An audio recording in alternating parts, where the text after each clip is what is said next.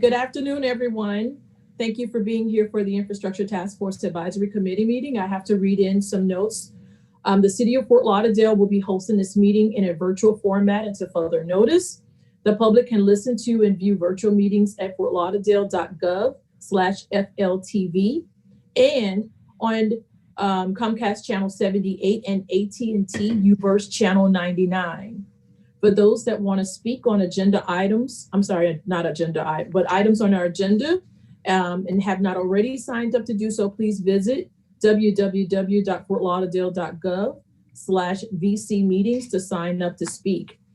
It is also important to mention that we want to maintain the same decorum as in-person meetings. And so we ask that you please abide by the following guidelines, that you, when you are speaking, that you mute your broadcast during the time that you're speaking. And then when it's your turn to speak, someone will unmute your mic so that you are able to speak when recognized. With that, Madam Chair, I will go ahead and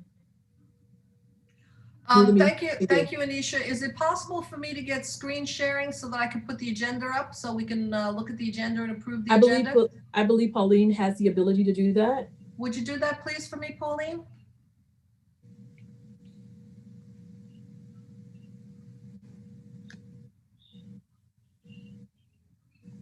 Pauline, are you able to do that? Oh, I'm sorry. I thought you guys heard me. Yes, I'm going to put it up now. Thank you. Okay. Madam Chair, would you like for us to go ahead and do roll call? Yes, please. That's the first item on the agenda. Okay. Chair Mamano? Present. I apologize if I'm butchering your names. Sorry. Gerald Angeli? Angeli, yeah, I'm here. Shane Grabsky? Here. Charlie Ladd? Michael Marshall?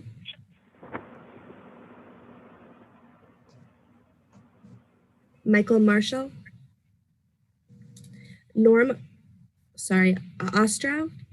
Here. Peter Partington? Here. Jacqueline Scott? Present. Roosevelt Walters? Here. Ralph Zeltzman? Here. Thank you. Madam Chair, you have a quorum. Thank you very much. Pauline, any luck with the agenda?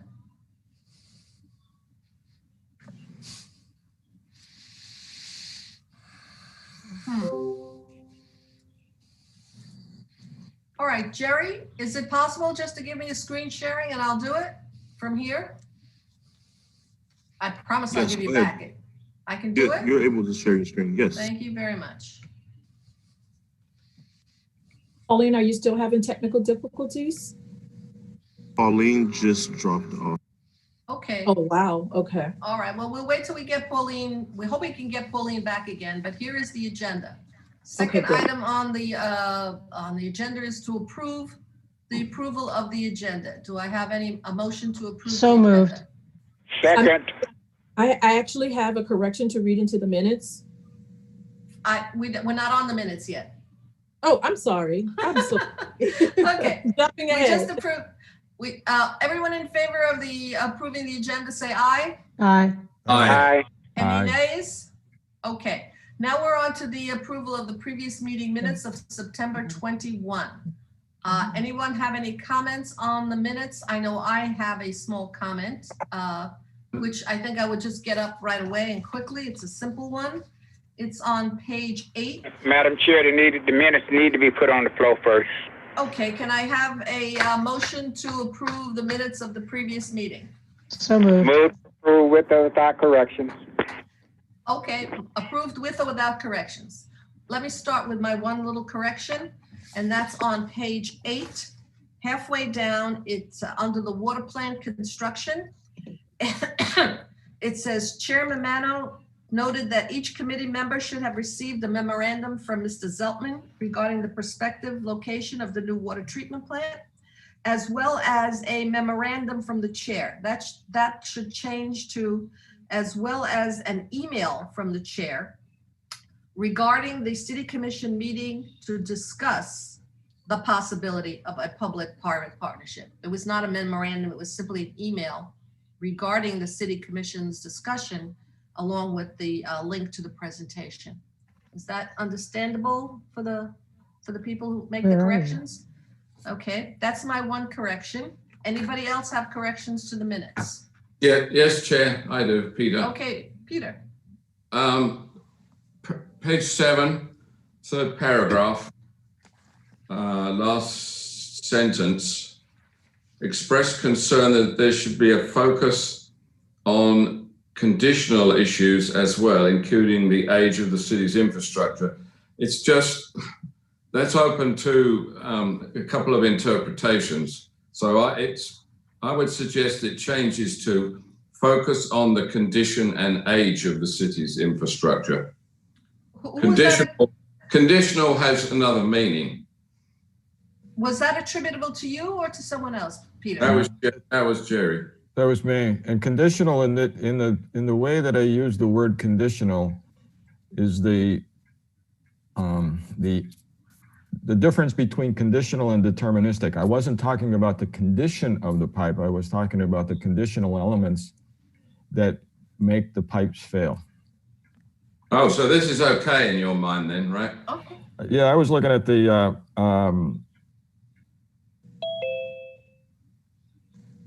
focus on the conditional issues as well, including the age of the city's infrastructure. Yeah, it's okay. All righty. Anybody else? Yeah, I've got another one. Yes, Peter. Page 7, bullet 2. Recalled that the committee had asked about the expenditure rate for projects through the city's 200 million bond. The city has spent 40 million, an additional 25% will be in the pipeline at a later stage, bringing this expenditure to 65%. So is that, I'm not understanding that. Is that 25% of the 200 million? That was Anisha. Is she able to say whether this is correct? I can't understand it the way it's written. The additional 25% was referred to in conferences, basically just saying that there are payments there's payments that are going through the pipeline through payments through the accounts payable process. So when I said the pipeline, I'm just talking about the payment process. Yes, but you say the city has spent 40 million of 200 million, and then there's another 25 million, and that brings the expenditure to 65%. Is that 65? Is that 20 additional 25% added to the 40 million? Yes. So the expenditure of the 200 million will be 65% or is 65%. Is that correct? What I'm reflecting is that actuals as well as encumbrances will be at 65% during the time of this memo, or during the time of this meeting. We were going to be at 65%, including actual expenditures and encumbrances, which are those payments that are actually flowing through different stages of the process. So that's a 65% of the 200 million bond. Of the 200 million. Okay. Okay, Peter, I would remind you that we're going to have a more extensive discussion about the budget. Yes. So that I hope it'll be clearer. It will be with much more up-to-date numbers. Okay, anybody else have questions, comments on the minutes? Yes, I do have one on page 11. Okay. Third, under little I2I, wastewater flow report, it says to allow Abby Karam, Assistant Director of Public Works. That should be Miguel Arroyo. Okay. Right. And then, and then it just says further wastewater and treatment management. So just changing that name and then take out explain. As opposed to advised. No, I'm talking further down where it says Miguel Arroyo, Water and Wastewater Treatment Manager. He explained that month about the months. Okay, I think you could say further because he had actually came in and reiterated after I had already provided some information. So he did further explain it. So that's fine. Just changing the name is fine. okay, that's good. Everybody's okay with that? That being said, we have approved the minutes with or without corrections. All in favor? Aye. Aye. Any Aye. opposed? Okay, general discussion and comments by committee members.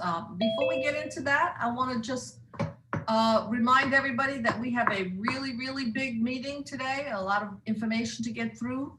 And if there are items on the agenda that pertain to the general comments that you had made, could we keep it until we get to that item? With that little caveat, I'm certainly open to having our general free-flowing discussion of comments by the committee members. Who wants to start? Jackie? I just want to remind that we're going to allow the public to participate on each item. I don't want to forget that. That's a very good point, and therefore I will also ask Pauline, are there any members of the public signed up to speak? Pauline? Yes, on item number 3. On item number, so would you remind me on item number 3? Will do. Thank you so much. Okay, there being no other general discussion, I don't want to preclude anybody from, expressing any issues that they might have. Peter? Yes, Marion. I just caught an item on TV about the Keys have just started to use this inflatable or a long inflatable bladder is the best way to describe it for temporary flood prevention. And I just wonder if that is probably something for Dr. Gassman to maybe look at, see if it has any use in the city. Thank you, Mr. Partington. We indeed have used that item. We tested it out several years ago, I think probably 4 years ago now, and we did not find it to be effective in addressing the concerns with tidal flooding locally. Okay. Marilyn, on a Yes, different note, the moderator, Charlie Ladd's waiting to be allowed to come into the meeting. He's a panelist. I don't know why. That would be a question for Jerry Jean? And he said he didn't get an invitation because I asked him where he was. Okay, well, we'll deal with that at the end, at another time offline, but it's important that Mr. Ladd get into the meeting. So As a panelist. Definitely. Mhm. What's the name for that individual? Charlie Ladd. The last name on the committee members list that's on the agenda on the screen. Okay, I'll work on that right. Okay, so while we're working on that, do you want to, Aisha, would you recommend that we wait for Charlie before we continue, or can we go on? Well, we're going to go into, if you're done with general discussion, we're going to go into the water sewer consent budget expenditure update, and that's a PowerPoint presentation. I can go ahead and have Pauline upload that so we can be ready to go. That would be good. Let's upload that and get ready to go. Pauline, if you can please share your screen. I have to stop sharing for her to share. Yes. Mm-hmm.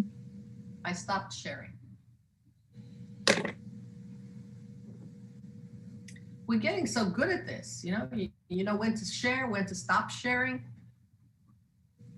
Okay.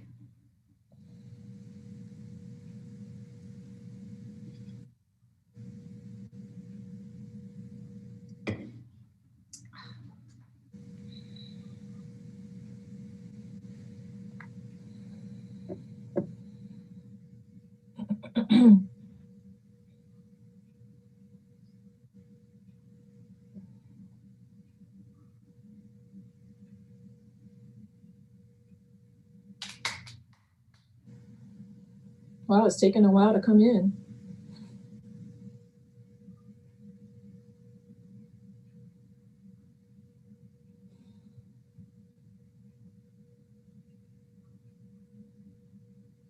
That doesn't look good.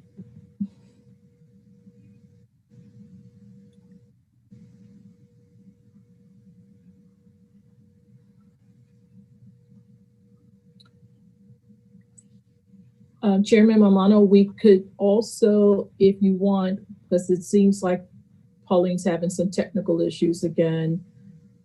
If you want, we could definitely move to the city attorney to do the follow-up.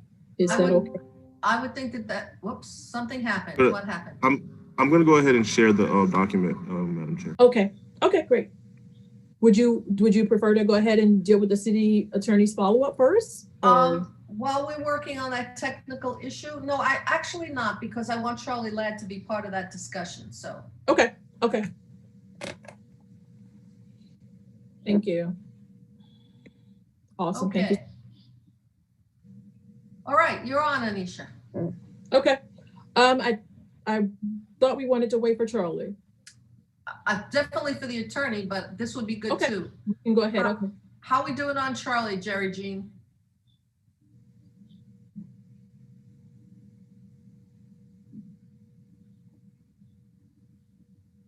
All right, I just promoted him into a panelist. He should be signing in right now. There he is. All right, awesome. It's Kimberly Holcomb on. I'm on. Sorry for the delay. I did not get the invite, but I have been listening for the last 5 minutes. Excellent. Is Kimberly Holcomb on?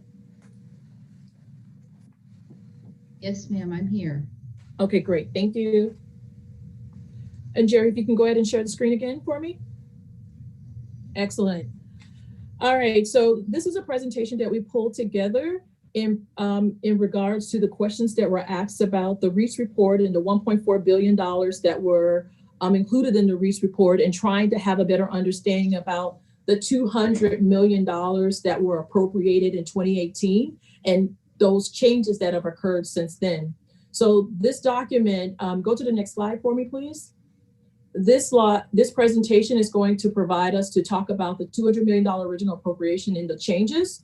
Some of those changes by the different categories, and that would be either plant upgrades or I&I projects, sewer projects, water projects. So we've broken them into some different categories, and also talk about a little bit of the status updates. Next slide, please.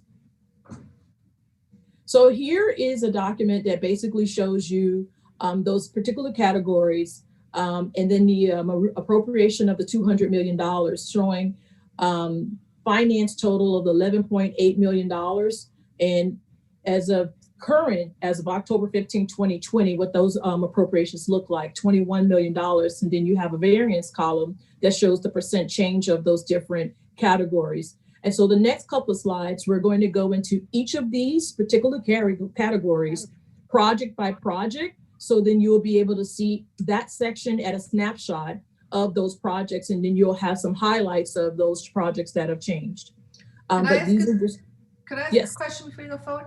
The original first column, the original bond fund appropriation, this was the split that we were going to split up of the first 200 million, right? This is the first tranche, yes. Okay, so of that first tranche, 45 million was going to go back to FIVEASH, right?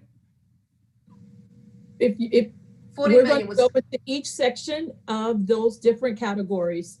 If you would allow me to, I'm sorry, darling. Go right into ahead. the sections. Go ahead. But one thing that I want to point out, the 200 million from 2018 to the 204.5, that 4.5 is interest that has been earned over the life of the bond that we have so far. So what I'm going to do, as I mentioned, is we're going to go into the different categories, and you'll see the projects that fall within those categories and those changes. Next slide, please. So this particular section is the finance category, and you have 4 projects, and I'm going to bring Kim in, and she's going to talk a little bit about this section. But you see $11.8 million that were part of the original bond appropriation, and then 21 million. Again, I want to mention the colors. The yellow is the original bond appropriation of the $11.7 million, but then you see a change as of the current year. And then the peach color shows that there was no appropriation, but there's an appropriation now. Those are the colors you'll see through the presentation. So remembering, peach means there was no appropriation in the original bond appropriation, but there's money in that for that project now. And then there's yellow when there was a appropriation, but there has been a change either up or down from the original appropriation. Kim, if you could explain the changes in this particular slide. Good afternoon, everyone. Kimberly Holcomb, Business Manager here at Public Works. So the first line here, the first two lines that you'll see here is the total that has been appropriated to the bond for two things. One is for the two yellow lines that you see just below, the 10 million and the 1.5 million respectively, for projects that were completed or costs that were completed towards projects within 180 days of the official appropriation of the bond. So the gap of 9.7 is appropriated for master plans and reports and assessments that were done throughout the city. Water and sewer mapping, force main assessments, asset management and CMOM programs, and also sewer capacity analysis for the gravity and force mains. So these are those reports and assessments are not capital. The conclusion of those reports may initiate some capital repairs or replacements that need to be done, but those reports are not capital in nature. So Are there that any total. questions? So again, these are eligible bond expenditures, but not particular projects. And so we were able to reimburse ourselves for these particular costs. Right, the 11.8 million is for capital. We were reimbursed ourselves back to the water and sewer and central region funds. Oh, right. But the gap of 9.7 was that those efforts, those assessments and reports that needed to be done in order for us to have a clearer picture of what future projects need to be concluded. So if I may follow up on what you just said, those assessments included the maps that we're going to see later on, the CCOM maps?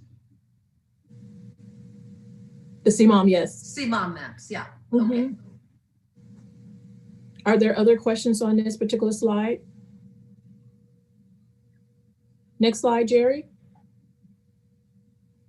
So this slide actually shows the FIVEASH upgrade and PEELE DIXIE projects. And so that's focused on here. And so you see projects that were a part of the original appropriation. Not a lot of changes. There is just one project that has a substantial amount of changes, and that is the excavate and dispose of the dry line sludge project. And there's additional monies that were added into that project. And that is as a result of additional costs that came up, some CIEI cost services and some other in-house project management fees. But as you may know, many times you have a project, and then as you get into that project, then there's some cost, there's additional costs as you start to move into the project. So this is one that you see that it started out as a part of the appropriation is 2.6. And then we had to add in an additional $2 million for this project. The FIVEASH upgrade, 33.5, they're slightly down 32 million. This is the project that Raj has shared with you guys that he is still doing some value engineering to determine how much of that we need to spend. As you know, we have the major project with the plant, a new plant. And so we want to make sure that we're only doing those most critical projects. So that 32 million may not be 32 million, but definitely we do have money already allocated in the budget for the FIVEASH reliability projects. That peach little color that you see is the FIVEASH upgrade. That's just a small $120,000 that was added. And that is something that was added in there for some engineering inspection services and in-house project management fees that was needed for the filter rehabilitation project.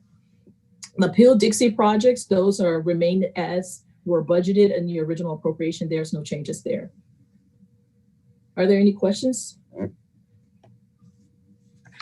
Next slide. On this slide, you have some of the I&I projects that were part of the original appropriation, starting at 11.291, and actually has increased to 14.435.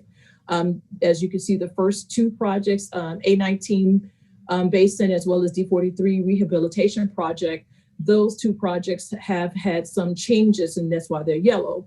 The first one, slightly smaller, you know, just sharpening the pencil. And so that cost has come in a little bit lower. But the other project, the I&I project 1.2, actually has gone up substantially from where it was, and it has been included as a part of the capital budget. I'm sorry, let me catch up with my other notes. Give me 1 second. I want to make sure I have all of my information in front of me. So these two projects are all in construction phase. And so things are actually moving already on this project. And so as it got into the construction phase, there was more money needed, and it was part of the CIP 2019 budget. So Anisha, this is like this is not a straight analysis of the bond funds. This is sort of a mix of bond funds and CIP. This is actually only the bond funds. We actually thought about doing that because there are some operating dollars. And so there are some of these projects that have additional operating funds associated to them for us, the CIP. But what we're looking at here is only the 200 million that's appropriated from the bond. So from the, let's go with the Rio Vista sewer basin. All of the money that goes to rehabilitate that sewer basin is coming out of the bond funds, the 200 million. Only this portion right here. I don't have that data in front of me, but I can get Shannon on because there probably is, I'm sure there is more dollars appropriated to these projects. Maybe that project, but it's out of our water, our sewer budget. It's out of the operating CIP. But this here is focused only on the bond funds. Thank you. And we actually thought about, we kind of toyed with that back and forth. Do I add the entire pot of everything? But I wanted to kind of keep this just to the bond. This is something that will be an evolving process as we go. And so going forward, then we can add in the other pieces so that you'll see this is the total funding for this project. But this here right now is just where it's focusing on the bonds. Good, good. The additional money on the Rio Vista sewage basin, that's double what the original amount was. What was the real cost, and for what purpose? Was it the same work costing more, or you had additional work? Shannon, are you on the line? Yes, hi Anisha. I'd have to check with the project manager, see what the reasoning was for the increase in the project cost. I do know that there is some water and sewer money also tied to this Rio Vista project, approximately 2.8 million in water and sewer, which would, let me see how that shakes out. Which makes this just under a $6.2 million project. So I'd have to find out for the project manager why the increase in this project and send that information to the board. Now, one of the things that we were when we were looking at some of the projects, what we realized is some of the projects you'll get a number based on the original appropriation, but once the staff goes out and they do assessments, and sometimes those assessments will show that you need to actually include more money in that project because there's more work that needs to be done. I don't have that level of detail pertaining to this particular project, but we do know that it went up substantially as a part of the 2019 CIP. So at some point we have to, if we're keeping a running total, at some point we're going to go over the 200 million, are we not? We've already gone over, but we have 4.5 that came out of interest that has been appropriated to those projects. As you saw in that first slide where you saw the 200 million and then you saw the entire 2.4 that's already been appropriated as well. And then you have some projects that were added. For example, the Peach project that you see there, 821 lateral, that was not a part of the original 200 million, but that 1.091 is now included as a part of the appropriation. So you have a mixture of some projects that came in much lower. And so then we can actually take the difference and reappropriate that somewhere. And then there are additional projects that have come in due to reprioritization of projects or emergencies that have come up. And then there are some projects that have had some cost overruns. There hasn't many of the cost overruns that we've had. We've had quite a bit of projects that we've had to do some reprioritization, and you'll see some of that here in the yellow. Yes, Mr. Roosevelt? What bothers me, this is more than 100% increase, well, not quite that, but is anywhere in this presentation will the increase be noted and the reason why? We have some of them very clearly noted, and I'll get to some of those and I'll mention why.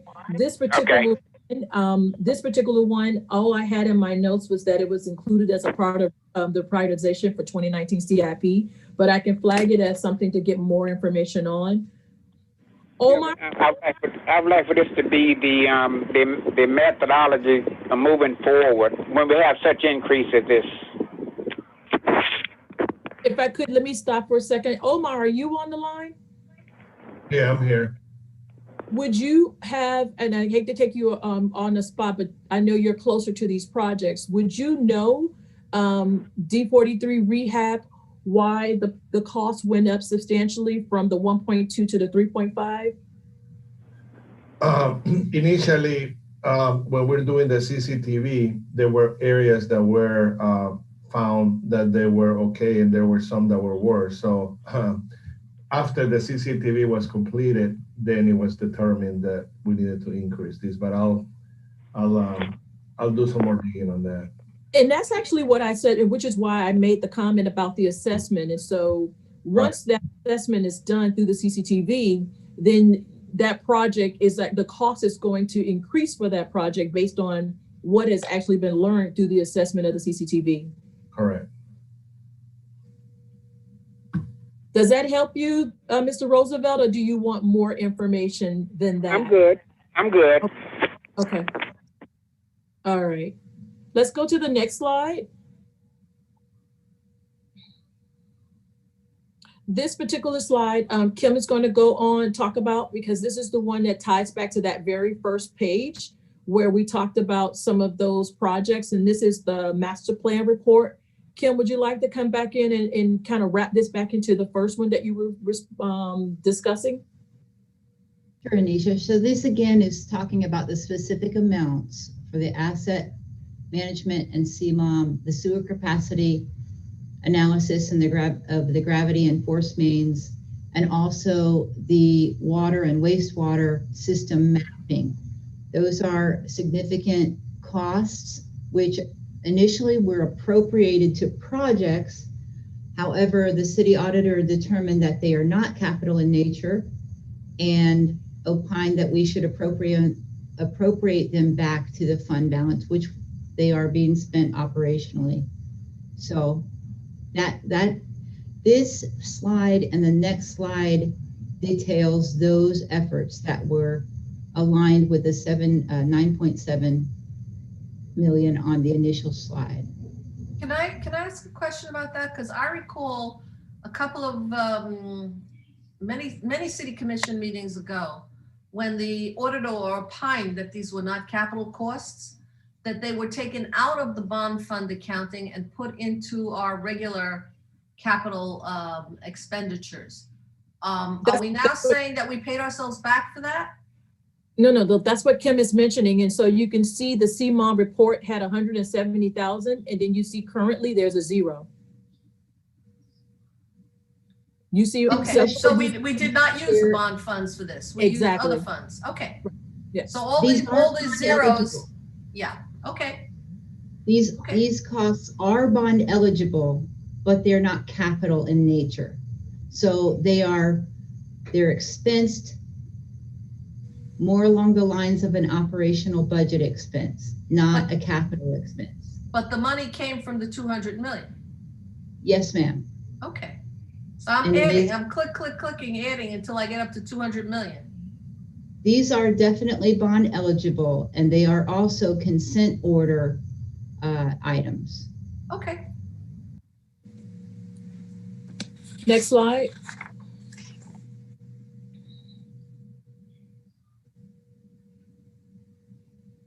We went through this Go already. backwards. Did we go backwards? Go. Okay, next slide. Okay, so this one here is the sewer basin category projects. And you see there that we have a peach, which shows that there was a project here that had no funding, which is the $478,000. Let me get back, let me make sure I'm here. And so this was an emergency repair of a 30-inch force main.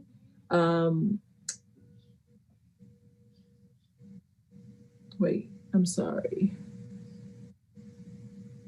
Kim, am I correct? This was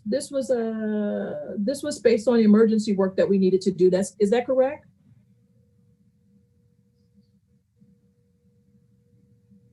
On my notes. I'm sorry. I don't have the details of what this project was. No, I have my notes. It was based on some emergency work that we needed to do. So it was not included in the original appropriation, but it was included afterwards for the $478,000. And then moving down to the 40-inch rehab project, $169,000. This one here was just a reprioritization and included in our 2019 CIP. So it was not originally included in the in the original appropriations, but it was added as a part of our 2019 CIP due to reprioritization. Yeah, Nisha, what happened there, we were doing the pump station, that's pump station 813, and we decided to change all the water pipes in there. So that's what the money is, all the water mains on that area. So we changed all those. Thank you, Omar. And then you can see the other two projects, they're pretty much as scheduled. The first one that we mentioned, the 478, that was in construction stage. The one for 1254, 1.2, that's in construction as well. And the one for 2.031, that's in bidding stage right now. So those projects are moving. Next slide.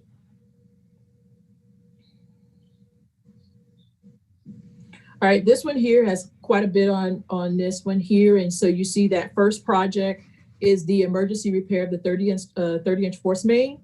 So that project actually is completed, and it was originally appropriated $8.5 million, but it came in at 2.697. So somehow it was overfunded substantially, but those funds that were overfunded have been reappropriated to other projects. But this is a completed project. If I may inquire, that's more than 21%. 217. It's not 21. Okay. Look a little closer. Right you are. Right. I'll go back to sleep. Pardon me. Is this the only size this slide can be? Well, I was just trying to make sure I could fit all of the sewer projects on it. But I That's think okay. you can actually zoom it in on your own screen. I'm zooming on mine. I'm opening it up and closing it. You can zoom it.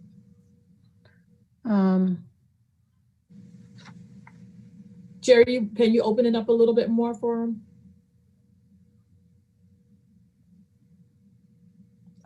What happened? He zoomed out.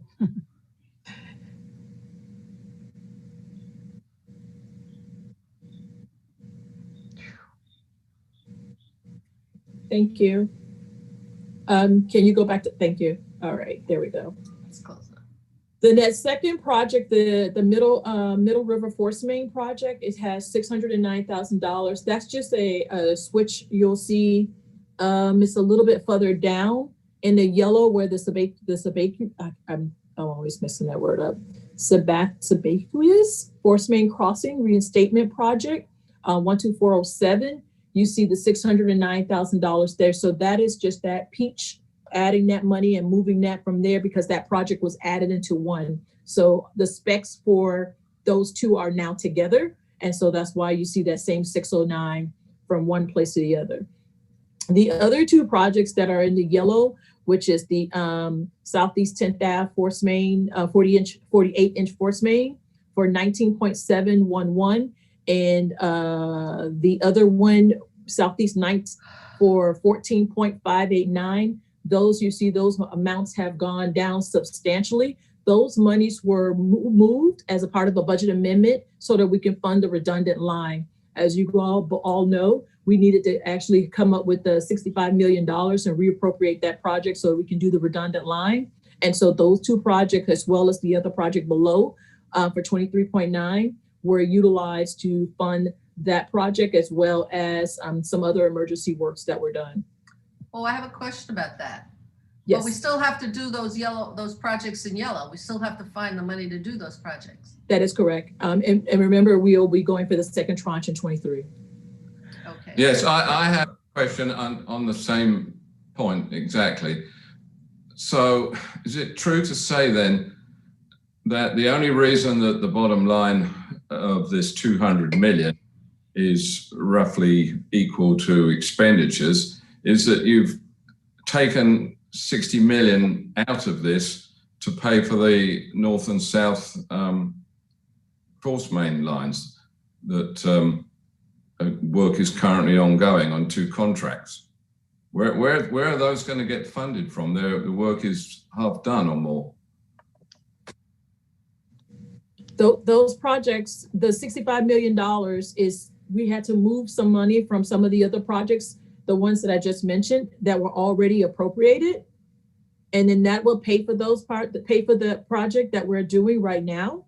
And these particular projects have been pushed outward, and we'll have to fund those from the next tranche, or we can them from operations. The point that was being made to us in the big picture is that going back, it was planned that there be, I think, 1.2 billion of bond expenditures, 6 lots of 200 million, might be 7, I forget. And with the cost of those, these are very substantial numbers on these force main. With the cost of those exceeding what appears to have been estimated, going back to the Reese report, was that going to necessitate that more bond issuances might be needed? And I'm not getting a clear picture of that yet. I don't think I understand your question, though. I'm struggling with understanding what you're asking me, because you have the Reese report, as well as the consent order and emergency projects that have come up. So you have the 1.4 that was a part of the Reese report. Yes. And emergency projects that very well were not included in the Reese report that have also been included. But there are projects that were not a part of the first tranche. They were in the second tranche, and they've had to get pushed up. The redundant line is one of those projects.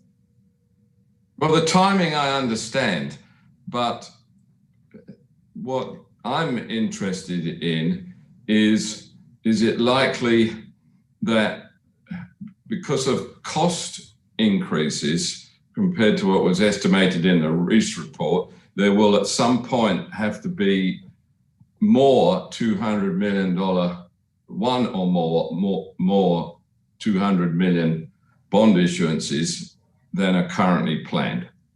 Well, Peter, if I understand your question, I don't know that I can answer that question, because the cost of construction fluctuates. And as it pertains right now, some of the projects, as you've seen, they came in much smaller, as the one that I showed you up there, where it was 8.5, and we actually spent 2.697. So there were some report projects based on the numbers that came in the original Reese report that were overstated.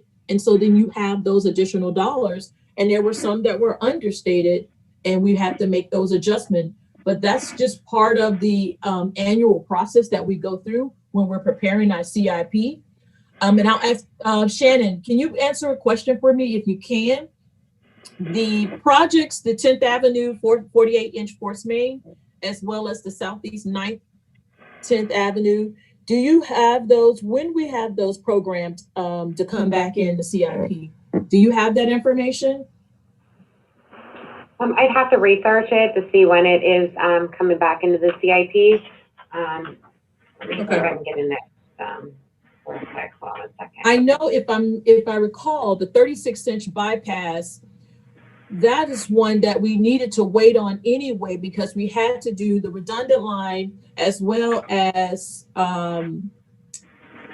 we had to do the redundant line first because of when you looked at the map of where that project was, you couldn't do that bypass before you do the redundant line. So it was just a timing issue that we had to push that project out anyway. This is Jerry. What would be helpful, as I'm looking at this and listening to Peter, who I agree with, is there's a column missing on this page. There should be a column after difference that says because. Well, that explains the difference. Why, what's going to happen to the ones in yellow? Do they come back? Do they go away? Did somebody just blow an estimate? There are some that the estimates were blown, like the one that I mentioned on 8.5, and I do have some additional information, but the comments were so in depth and they were really a lot of information for us that came out of the budget amendment or the CIP. So it was better for me to just kind of just show you this so that the spreadsheet wasn't too large. Anisha, we're not trying to nitpick. No, what I think the task force is concerned about is the big picture. And over the Christmas period last year, the city had to award $61.5 million worth of contracts, which are largely or at least half complete, I think.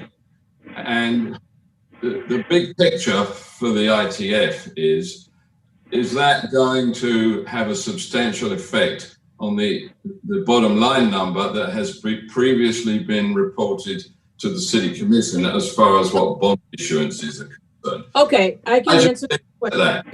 And Kim, if you can chime in too.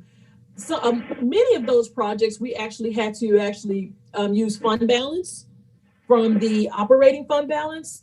And so it would not impact this. So we didn't cancel or reappropriate a lot of the projects to do that. We did it for the redundant line, but those emergency projects that we had to do, many of those we use fund balance to work on those.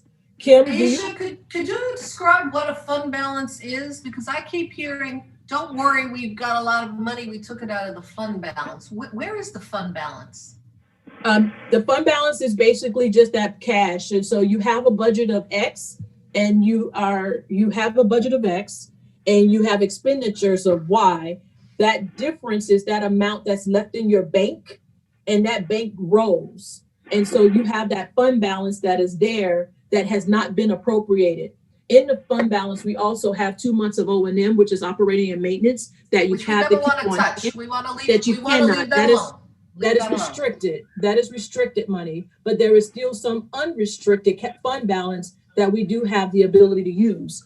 Now, we try to make sure we keep more fund balance on hand because it helps us for our bond rate. But at the same time, there's times we do have to tap into that fund balance. How much is in the fund balance at this? Go ahead, Jackie. I just wanted to know. Is that a certain percentage typically what you have in that fund balance compared to your budget? The difference? Do you try to keep a certain percentage? Well, based on our bond covenants, we have to keep 2 months of O&M in there. That is what our restriction is. To make sure that you have a healthy fund balance, you want to make sure that you have enough cash on hand to maintain that plus, maybe 3 months O&M or more. But so what is restricted is the 2 months of O&M. Right, but I'm still asking from a planning perspective. I don't have a percentage that I must maintain. My covenants only tell me that I must have 2 months O&M. So what do you typically maintain a year after year? That's my question. That varies. Kim, do you have what that percentage is? Roughly. I don't have that percentage, Jackie. I'm sorry. And that percentage it fluctuates, and it has changed drastically because we've had to tap into our fund balance to fund many of these emergencies, not utilizing the bond dollars, but using our fund balance to fund those projects. And that's where my curiosity comes in. I understand. I don't have that number, and I'm not prepared to tell you what that number is right this minute. Kim, if you can try to get it before the meeting ends, then we can kind of come back around to that, just to kind of let them know kind of what our percentage of our fund balance looks like. I mean, really, at any one time, are we looking at, hundreds of millions or tens of millions in the fund balance that we have available to deal with emergencies? What kind of numbers are we looking at? Kim, you gave me the fund balance a couple of weeks ago. What was the number then? Drawing a blank.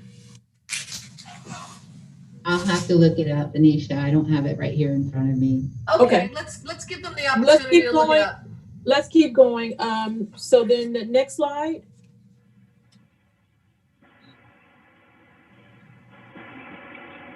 And this is the last category, is the water main category. And it shows that there are several projects that have some slight changes. And that's just based on the projects coming in, that based on the construction or bid documents that came in a little bit different than what we had originally appropriated, but not as substantial differences with the exception of one of the projects. So you see Victoria Park, original appropriation is 4.9. And those numbers are coming in at 4.4. So not a lot of difference there. And then you have the next project, Victoria Park, water main improvements, 5.4. It came in slightly different at 5.1. That's in construction as well. And again, as you're in that project, is particularly once you do your bids, then you have a better number of where your project is going to come in at. Croissant Park is also at construction, and Davie Boulevard is in design. That is one that has changed quite a bit. It was underfunded, and so it was split so that the project can get started. And so the 525 was for the design, and so the additional monies have been added so that we can go ahead and move to the construction phase. Okay, so when you add it all up, it should not come out to more than $204 million. Because that's how much money. This is the same information from that first slide, just broken into the different sections. Okay, well And then that's just because I wanted to show you the different projects. And then you have the last project, Core Shores, that was not included in the original appropriation. That's in bidding stage, and that was added due to reprioritization as a part of the 2020 CIP. Okay. Next slide. So this here, what you have here is that 204, which is the 4.5, that is the interest appropriated, and these are the same categories that we just went through, but this is showing your actuals and your encumbrances as you have today, showing we've spent $88.8 million and we have an encumbrance of 41.3 that we'll be drawing down. So that means that the encumbrance just means that there's a purchase order already out there and that's drawing down on those expenditures. And if it's an encumbrance, and that's where you probably were where I was talking about the other time. In an encumbrance stage, there can be in the pipeline where it's in process to be payments. And so that 41, a portion of that could very well be sliding right into the 88.8 to increase that number higher for more actuals. But that's where it is today. And these are as of October 15, 2020. So these are this is current information. The last slide that I have, next slide, just shows you the different project statuses. And I wrote some of them up just to kind of let you see where we are. And so it's that same 88 million and that same 40 million, just showing you the different stages that plenty of those projects are in. Those master plans and those reports. There are plenty of projects that are in construction. You see, you have $65 million worth of projects that are in the construction stage, and almost 40 million projects that are at a design stage. And then you have $4 million worth of projects that are at a bidding stage. Just means that it's going through a CAM and going for commission review and approval of award. So just a high level, just to kind of show you the same information you just saw on the last stage, the last slide, but the different stages of the status of those projects. But And most likely, we're going to need additional money as we go on. We definitely will. And again, as I mentioned early on, several of these projects that are included in here also have enterprise dollars appropriated to them as well from the Water and Sewer Fund. But this is just based off the 200 million from the bond. Okay, and we really don't have an idea of how much more we'll need because we don't have enough information yet, correct? We do have our CIP, our 5-year CIP, and so the 5-year CIP will show those projects that are already slated in the 23 CIP that are anticipated to come from the bond. So that's in our 5-year CIP that has been approved as a part of the budget that was approved in September. So the CIP budget that was approved in September, it doesn't break out, or does it break out? Yes, the it does. source of the funds. It breaks out the source of the funds? Yes, it does. But I imagine moving forward, Anisha, there are projects that need to be completed that you haven't got the CCTV and stuff done yet. So we don't know what those prices are going to be. That's why I'm saying more than likely we're going to need a significant amount of more money once we get into it closer, deeper. We know we have another tranche for the 200 million. And again, I mean, most of those numbers are planning numbers, and you start with one number, and then once you do that CCTV for it, particularly with those I&I projects, and you find out more information as a part of your assessment, your costs can go up. But again, there are some projects where the cost can actually be overfunded and it can go down as well. The last slide is just questions, but we've asked questions throughout. Are there any other questions that I need to answer for you? I want to mention one more thing. When we, and Kim can elaborate a little bit more because she's been around for a very long time, and she's been around the department for a very long time. That 1.4 for the Reese report, when we pulled that report, that report is not a one-to-one saying this one project is this project for the $200 million. It wasn't that, it's not laid out in that manner. So we were not able to just do that crosswalk with that reconciliation. It was a planning document that had a dollar, but it wasn't a project by project. That came afterwards. And so that's why I started with the 200 million first appropriation.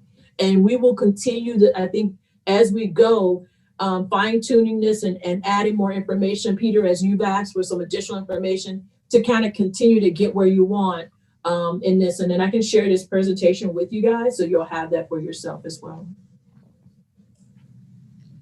So is it safe to say that the Reese report was actually an estimate, and now as we're going forward and adding up the actual projects, we got a new bottom line? I think it was called a guesstimate. Yeah. But we will have a new, when will we have the new bottom line? Or will we ever have the new bottom line? Well, every year when we do our CIP, which is a 5-year CIP, we have our project managers and we have our operations staff. We sit down and we go through those projects and we look at the numbers. And sometimes from one year to the next year, those projects, the dollars change because the cost of construction has changed. Yeah, I appreciate that, Anisha, but at some point, somebody's gotta have a picture of all the projects that need to be done in a priority setting. I'm hoping that when we get onto the CCOM maps, how do you say it? CMOM, C and MOM. Okay, I'm hoping that when we get onto that part of the presentation, where we are looking at the Hazen and Sawyer maps that are the most current maps, which are the product of all of that planning and that we will finally have, or at least begin to have, an accounting of the big picture. How many projects there are, what order they need to be in, and we can then refine that number from the Reese report. That's my hope and anticipation. Let's see where we get there. That is what we do as a part of our annual CIP process. When we actually get together every year and we review our CIP, it's a 5-year planning document. It's the capital infrastructure planning document for projects. And we go through that and evaluate what status are we at with that project? What is the cost of that project? And sometimes that number is going up and sometimes it's going down. Absolutely. Or sometimes the priority has changed because there's something else that we must do. And then that project gets pushed out and something gets pushed up. That's the implementation of the plan. But what is the plan? Okay. That's just an implementation. I have not seen what the plan is. The plan to me used to be the Reese report. Okay. But I don't think the Reese report is the plan anymore. And I could appreciate the fact that you all sit down and go over this every year, but what are you basing it on? What, just it is based, what's breaking or? No, it is based on the Reese report. That master plan document is taken into consideration as we are developing our CIP every year, but it is also the consent report that we're looking at, is also the emergencies and the day-to-day things that we're looking at. But the Reese report is absolutely a part of that. That plan has been built into our CIP and outward. So we have the 5 years that we plan and we have to actually provide the dollars for, but we also have out years, which we don't have some of that money readily available, but we know that we have future tranches already planned in the out years. So we have projects out there and it is based on the Reese report. That is the cornerstone for how we have developed these things, but it is an evolving document. It is a document that is a master plan, that is a planning document, but it changes and it has changed. I think you've made your point. Does anybody have any more questions about this information? Okay. Madam Chair, you have someone signed up to speak on this item. Thank you And very I have much a for that couple- reminder. Oh, wait, Charlie, you first and then a speaker. Yeah, for starters, these percentage changes, you've got a formula problem. You cannot have a percentage decrease of more than 100%. So that formula needs to be fixed in those slides where there's a decrease. Okay. There's nothing wrong with the formula. I'll take a look at the formulas. Do you understand what I'm saying? That if you go from a million to zero, the percentage decrease is 100%. So, and then secondly, can we get these emailed to us along with a copy of the 5-year plan and the CIP so we can get some perspective? I'm having difficulty because all we're seeing is changes. And I think what Marilyn's trying to get around is we need a highlight or a summary of what the plan is and where we are in the plan. And with these slides, we can see particular projects where there's changes, but in terms of getting a reference on where we are overall, we're struggling from these slides, I think is an accurate statement. Okay. And again, the CIP is the document. We can forward you the link to the CIP budget, which is that'd be great. Okay. I'll make sure we send that link over. Okay. And would you also send this presentation out to us as well? Yes, and I'll take a look at those percentages before I do that. Yes. Great. Thank you very much. All right. Group, let's move on to the next item on the agenda, which is. I think you had a speaker, Chair. Oh, I'm sorry. The speaker. Who, can you bring the speaker on the line? Moderator, the last 4 digits is 1754, and it's Mr. Paul Chettle.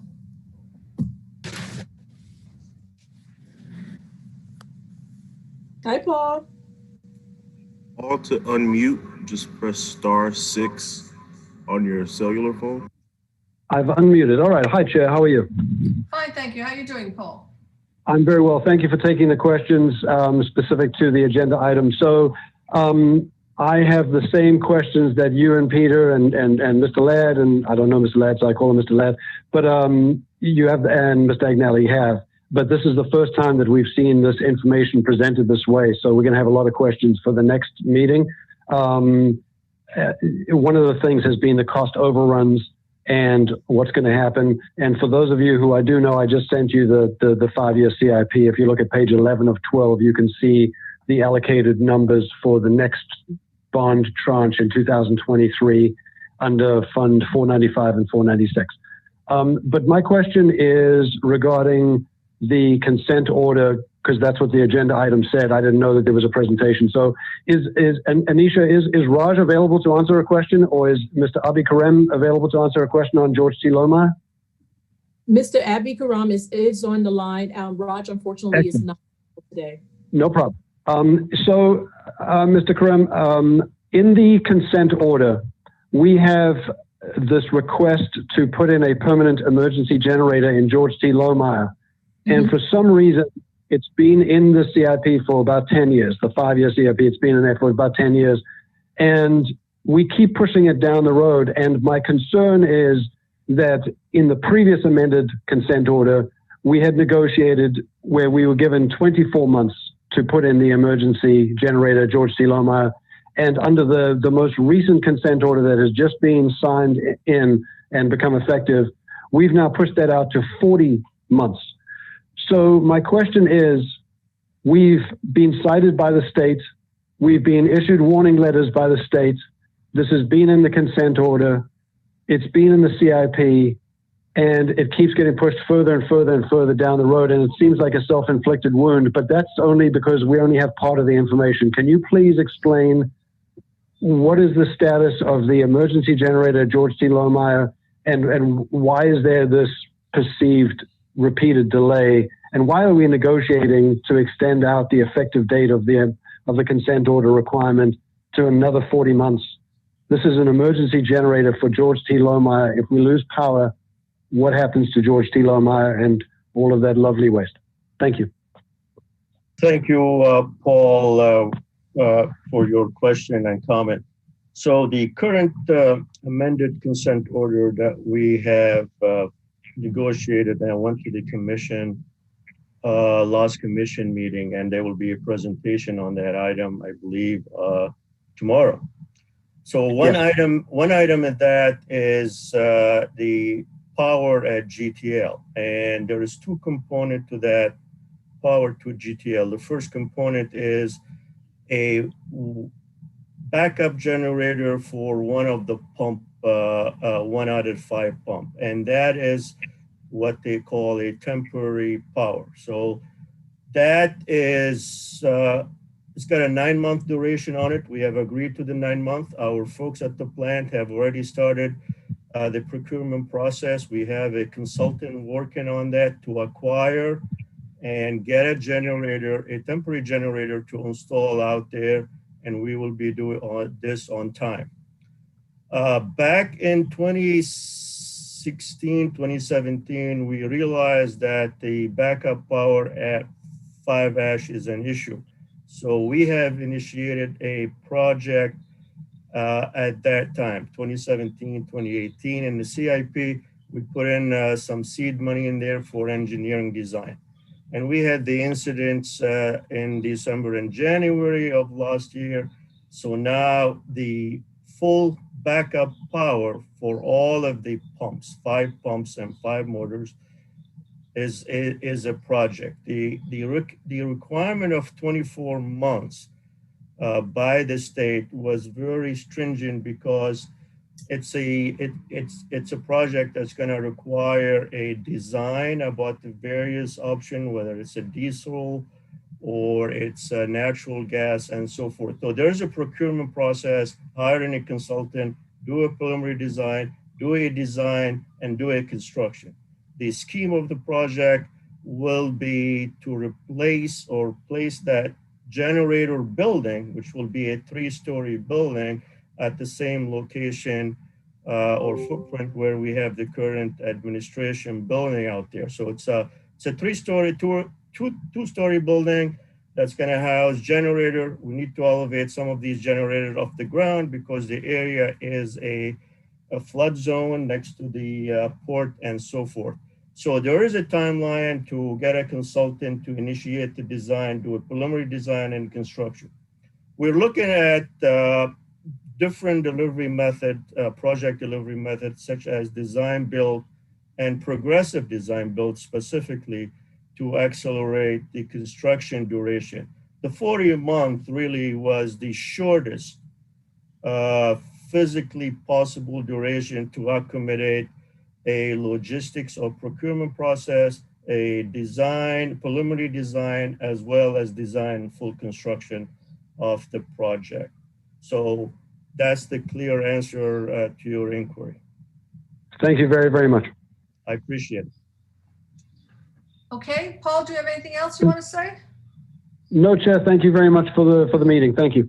Thank you. Okay, so with no other persons wanting to speak on this issue, we are moving rapidly. That was a joke. We are moving on to follow up with our city attorney on our discussion of at the last meeting. And if, yes, that's what we're going to do. Dwayne, Mr. Spencer, would you like to take over? Good afternoon, task force members. My name is Assistant City Attorney Dwayne Spence. So my follow-up was based on the question posed by the chair at the last meeting after our discussion or my presentation on moratorium, and the question was, can a moratorium be tied to the completion of a capital improvement project? Just to reiterate, the moratorium considerations, I kind of enumerated 5 of those, that the ordinance be adopted in good faith, that the ordinance not be discriminatory, that it be of limited duration, that it is appropriate to the development of a comprehensive plan, and that the City Commission acts promptly on adopting those plans. There's limited case law in Florida. In fact, I haven't found any appellate law in Florida addressing the use of a moratorium for completion of a project, of capital improvement projects. I have found a Florida Bar Journal article on concurrency and moratorium. And what that article ties in this analysis, it ties this type of moratorium to the actual timing component of the moratorium, and says that there's a big threat of the government action being deemed a taking unless certain factors are weighed. And I'll just briefly go through 4 of those. And most of these are, again, tied to the timing as it relates to moratorium. So the analysis needs to say that the time period of the delay in development is not due to a lack of adequate infrastructure, and that this time period is not indefinite in time, that there's a specific time period for addressing the infrastructure needs based on the moratorium. The second part is that the analysis is that the local government is attempting to resolve the infrastructure problems. And this also relates back to timing. The more aggressive the local government is in trying to address the infrastructure problems, the less likely that the moratorium would be considered a taking. So the local government needs to act expeditiously. Lastly, the question of whether or not the issue is related to the government's failure to provide for growth. The greater the impact, or as in converse, it's whether or not the impact is due to the actual project that is being proposed. The more that the moratorium is necessary because of a lack of the government to provide for growth, is it more likely it would be deemed a taking in the eyes of the court versus if it's just an impact that's isolated to a specific proposed development. So in that analysis, basically it just goes back to the thought of it being of limited duration and that the government has to act promptly to resolve the infrastructure issue in order to issue a moratorium. This is complicated in a little bit. I know you've spent some time earlier in this meeting talking about the capital improvement plan. In Florida, that capital improvement plan is established based on state statute that requires concurrency. That's state statute 163.3180, which, as you know, requires a city to evaluate every year annually, and establish a capital improvement plan for every 5 years. Now, that plan outlines the level of service for the infrastructure within the city, and that's adopted in our infrastructure element of the city's comprehensive plan. Whatever data that the board considers in establishing the moratorium has to tie back to the data established in the comprehensive plan, particularly that infrastructure element, and determining why those levels of services do not adequately, well, it's two prongs, whether or not the city adequately addresses or maintains the level of services that we've adopted in our comprehensive plan, and if not, what is the reason for it, and can you expeditiously, or can the city expeditiously address those issues, and whether or not a moratorium is needed to maintain the status quo while the city moves forward with a program and plan to address those issues. That concludes. I have a response, if I may. Certainly, Ralph. The last meeting I brought up about the moratorium, and I was thinking more in terms of what has happened in the past, that being such as, let's say, the FIVEASH water treatment plant does not have the capacity to meet the proposed additional development. And so that's a case where a moratorium could be placed on the utility until they have achieved greater capacity to handle the proposed that. The other situation, and I'm not sure if there's a state statute defining this, because it doesn't seem to have cropped up when I was with the county for almost 20 years. But if, for an example, the situation that currently exists in some areas along the beach in Fort Lauderdale, where there are existing, let's say, 8-inch diameter water mains, and they were fine when it was 1 or 2 story developments, but now that there's been multi-story high rise, and the increase has increased not only for domestic usage, but certainly for the fire rating necessary. In other words, with a 1 or 2 story, the fire rating might have been something, let's say out of a fire hydrant, like 500 gallons per minute, maintaining a 20 PSI residual. With the high rise, you're going to need a lot more flows and capability of pressures to provide the adequate water into the high rise to get it the high rise protected. That's really my concern. I realize domestic usage is going to be probably adequate, but when it comes to fire protections, that usually is the controlling factor on water main size, design, et cetera, that they have to provide during, say, a peak hour or as such with the fire flow requirement. So those are my concerns regarding some kind of a moratorium to protect us, protect lives from being lost from a major fire that could occur in the extremity areas, especially in the high-rise areas. So pursuant to the state statute and the comp plan, the ULDR has a concurrency review finding of adequacy requirement for all projects that are reviewed by the Development Review Committee. And to that extent, every project, there's a review by Public Works that suggests that capacity is sufficient for that project. And that's the evidence that's presented to the DRC and to the Planning and Zoning Board.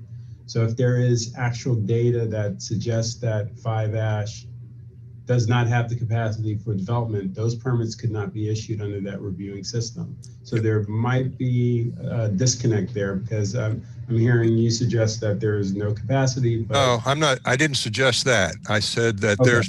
there in the historically, the regulatory agencies have jumped in when a water plant has been unable to provide the capacity. I'm not talking about Right. that. What I'm talking about is FIVEASH has plenty of capacity from where I could determine. The problem is the undersized water mains that go out from FIVEASH, specifically those areas along the beach that, say, back in the 60s and 70s had an 8-inch diameter water main. But since that time, they have developed into multi high rise. Instead of having anywhere from 5 to 10 people per quarter acre or something like that, then now they've got, hundreds, 200. Ralph, I feel you, because it sounds counterintuitive that if we've had 8-inch water mains, okay, when we had fewer development projects, and now we still have 8-inch water mains, that the adequacy letters that the city gets that are produced by the city staff keep saying everything is okay. I mean, it does seem counterintuitive, but the bottom line, as Dwayne points out, is every time a project goes through DRC and every time a project goes to P&Z, there is a letter from the staff based upon some analysis that they do that says everything is adequate. And I think one of the things we're going to need to do in a subsequent meeting is we're going to need to get the people from the Sustainable Development who produces those letters to give us a presentation on how they do those letters, what goes into it, and what they take into account. Because I perfectly understand what you're saying. It just seems counterintuitive that, you just keep going on and everything's okay. Could I comment on this? Sure. I'd like to comment too. Okay, Shane. The pressure, actually the pressure, I think in the city almost universally is close to 50 pounds per square inch, not 20. And any building over, I think it's 3 or 4 stories, has a fire pump, which is how you account for a pressure change to get water to the top of that building in the case of a fire. And then lastly, you need to keep in mind the population of Fort Lauderdale, I believe, has risen less than 10% in the last 15 years. So when we talk about all these massive buildings and all this type of, I guess, armchair analysis of what's happened in terms of capacity, we've increased our population, which would be our usage, by 10 or 15% when you take into account the growth for the last 15 or 20 years. Well, I'm not taking it in the last 10 or 15 years. I'm talking about the 70s when the original water mains were designed. And let me just clarify something. And I've been in the engineering business for over 40 years with utilities and water, but as the water mains, the transmission mains leave the water plant, and then you have distribution mains that come out, and there's being it's not a line going out to the beach. There's reduction in the water pressure and the flow and the water because it's going out to the various distribution systems along the way before it gets out to the beach area. Sure. Part of the requirement for permitting, though, is an actual flow test. We do flow tests all the time in the perimeter in the proximity of where a project's going to be built. That's my question. And that's my question. Being the FAR test being done in accordance to the insurance service offices to determine what flow capability and what pressure residual pressure is out there. If that's being done, and that tells me that those existing 8-inch diameter water mains have been supplemented with other water mains, that's fine. But there's some areas that have not been improved with additional water mains to augment the requirements of the insurance service offices of these high rises.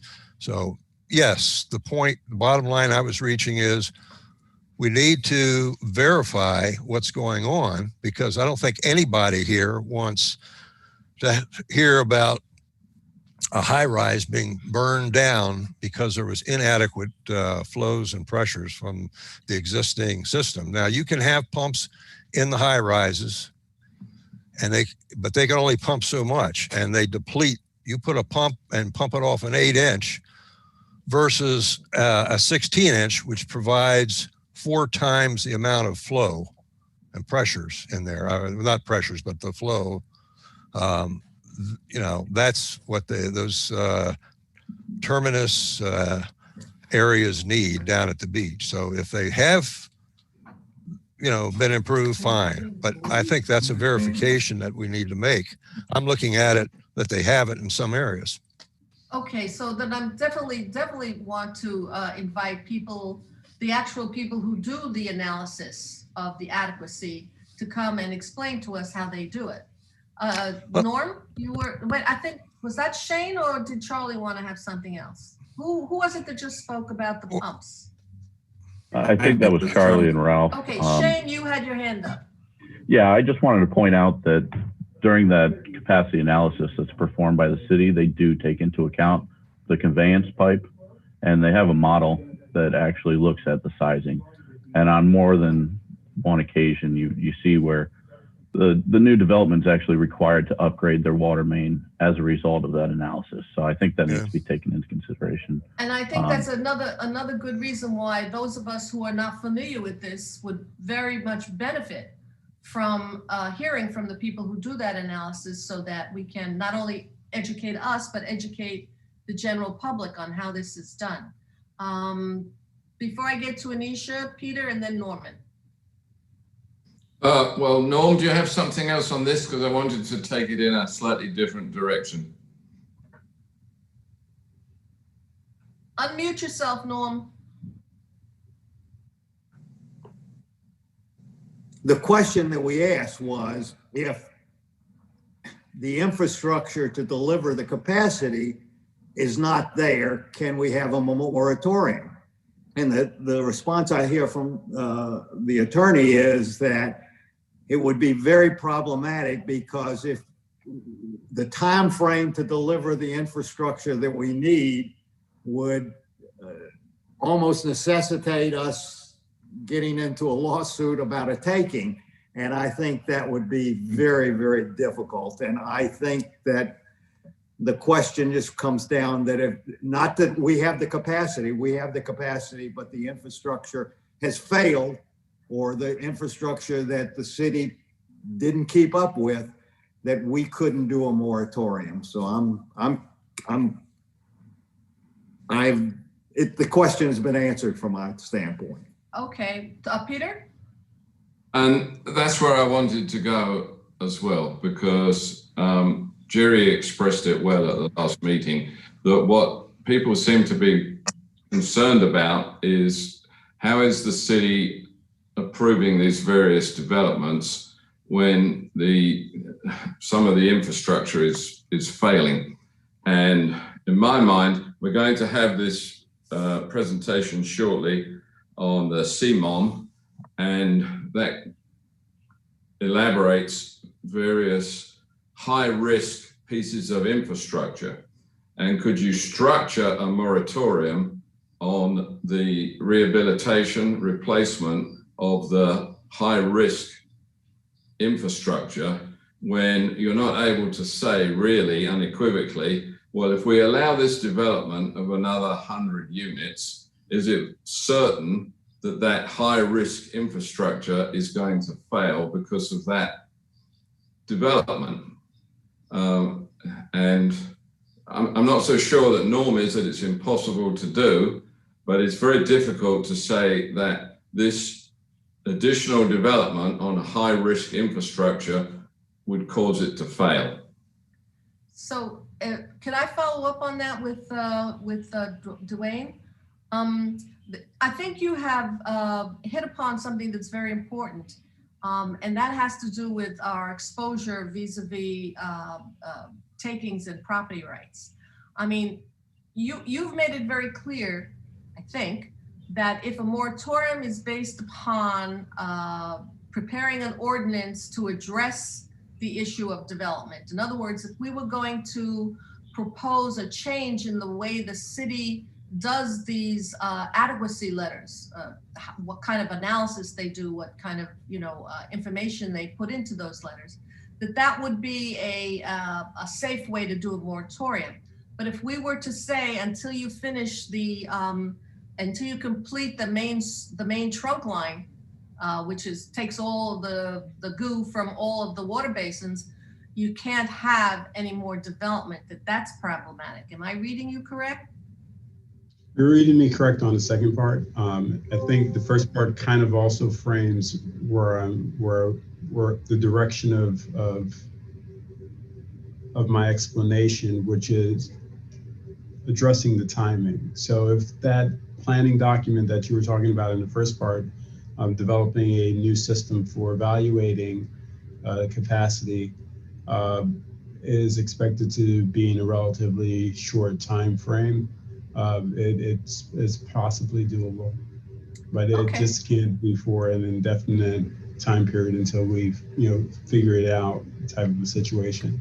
Point taken, point taken. I understand that, but I can't believe that. I find it hard to believe that if we were to have data that says you have a piece of your infrastructure that's incredibly high risk, and you are not in a position to say, okay, until that piece of infrastructure gets fixed, we can't have more pressure put on that particular piece of infrastructure.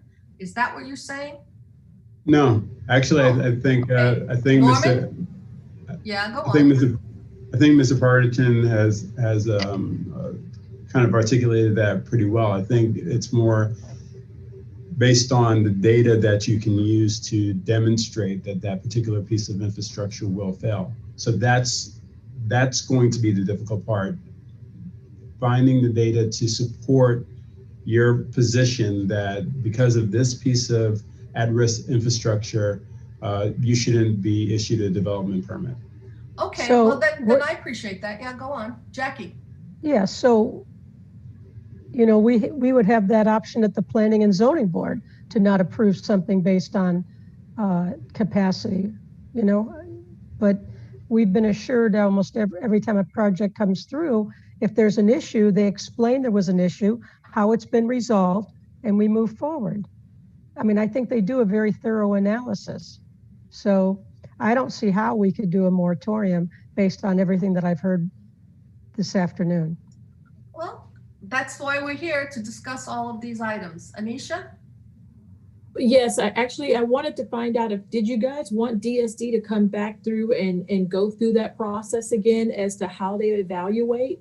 I would really, me personally, yes, because I have read some of those letters, and I don't understand how they get to that conclusion. It may be perfectly legit, but I know a lot of people in the general public, it's counterintuitive. They don't understand it. And so as part of our educational purpose, perhaps that kind of a presentation would be very, very helpful.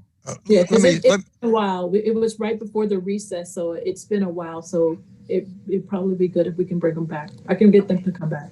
Let me say one thing here.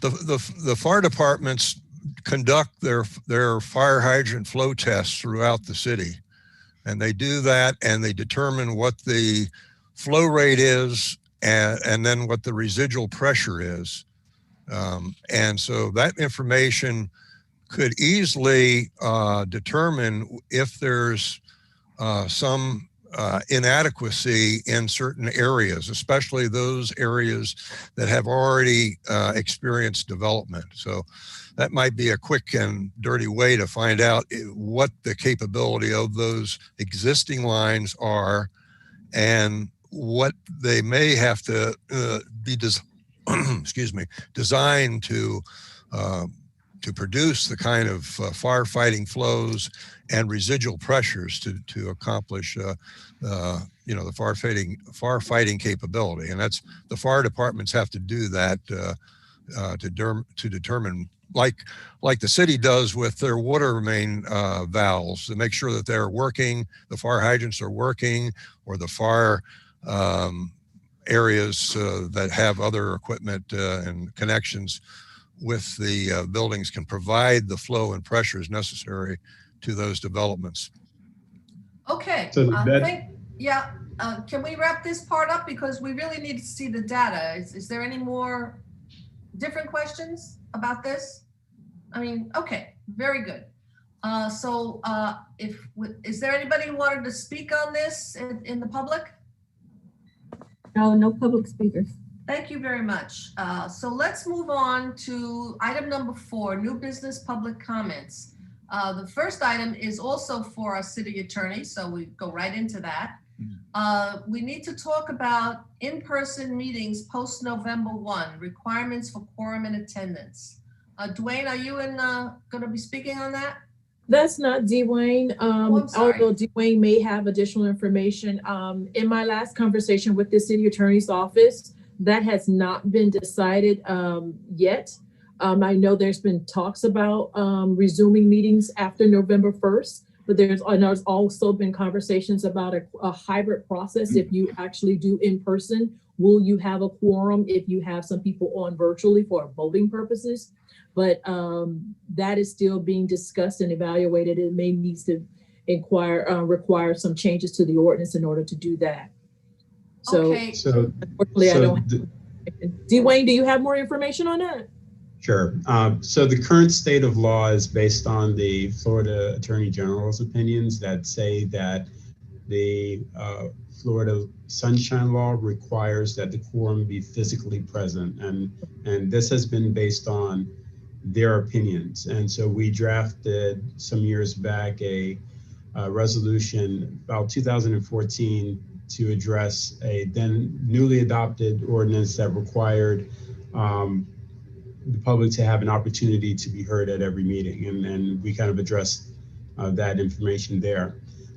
Some of the city attorneys, given the new COVID situation, are revisiting whether or not the Florida Attorney General's position with regards to physical in-person quorums is actually a legal requirement of Sunshine Law or just, you know, the Florida Attorney General's opinion.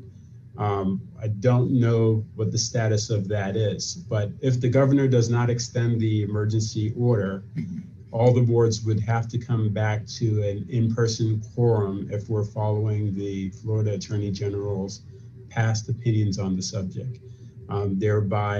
Therefore, board members, we would make available a hybrid, but you would have to self-determine how the board would meet quorum if there are those of you that need to continue to attend virtually. So that's kind of where the status of that is. Okay, the reason I put it on the agenda, obviously it's very topical, and because there's a lot of confusion. Planning and zoning boards, historic preservations, the quasi-judicial boards are more affected than we are. I think, Dwayne, wouldn't you think that the quasi-judicial boards would be more affected if this is required, because they actually do, you know, business on items. So we are not that kind of a board. And I had asked the city attorney, given the difference between the quasi-judicials and the sort of advisory boards, could we be subject less to that requirement? And again, I don't think he's come to a conclusion. I think there's still some confusion going on. I just wanted everybody to be aware of what was happening. I know there are some people who will not come in, who just, you know, will not come in to a real meeting. And if enough of us, if it becomes a requirement and enough of us will not come in, then we have a problem. We cannot function. So I was told that starting November 1st, this was the new regime, that everybody has to show up for an in-person meeting. So I'm kind of glad to hear that that's still a matter of discussion. Yeah. And so can we assume that for our next meeting, we shall carry on as as we have, at least until the next meeting, to give everybody a little comfort that this. Are you suggesting, Marilyn, that Dwayne find out if, because we're a different board, could we continue to meet virtually regardless? I put that to Alan, and I'm sure they're actually thinking about that. I assume that since that was put to him in a public forum, that he's actually thinking about that. And there may be a distinction, there may not. I mean, they may all come to the determination that, you know, this is it, that we have to do it. It is something that know. he's exploring with Yeah, other city attorneys. Thank you. Right. Norman, you wanted to say something? I just asked Dwayne, is there plans with the city or the league to challenge that in court to see if to establish a case? Because we've relied on that attorney general opinion for as long as I can remember, 20, 30, 40 years, for however long was out. That's been relied on. So is there a plan to go ahead with doing something on the quorum requirement? And even the quorum requirement, the person on the phone has to have a reason to be on the phone or be outside. Well, the attorney general opinions aren't law until a judge adopts them as law. As I mentioned, a number of city attorneys are discussing these matters, and I think they're collectively are going to come to a decision as to how they would proceed. It wouldn't be a court action because one would not be necessary, but you know, I don't know if they'll come to a consensus as how to advise their clients, but it is a matter that they are reviewing. And I think within the coming week or so, we'll have some direction on this. But I can't see any difference in a non-quasi-judicial board. Any board is still under the Sunshine Law. That's correct. Okay. Well, we'll see what it's going to happen. But as of this moment, we do not have, do we not have a decision that our next meeting will be virtual or we must deal with this issue of in-person? The governor's order expires before the next meeting, so it should be in person. But as I suggested, Alan will have some direction before that time. So let me put it to the members, okay? If it should turn out that we have to abide by this, and at least 6 of us, 6, right? We're 11, so at least 6 of us would have to show up in person. Do we have 6 volunteers who would show up in person, or are we going to just tell them this is not going to work for us? Anybody can jump in here. I will come if I have to with my mask and my, you know, handy wipes, etc. But I need to know if there's going to be other people who will take the chance. Let's go around. Peter, you first. Unmute yourself, Peter.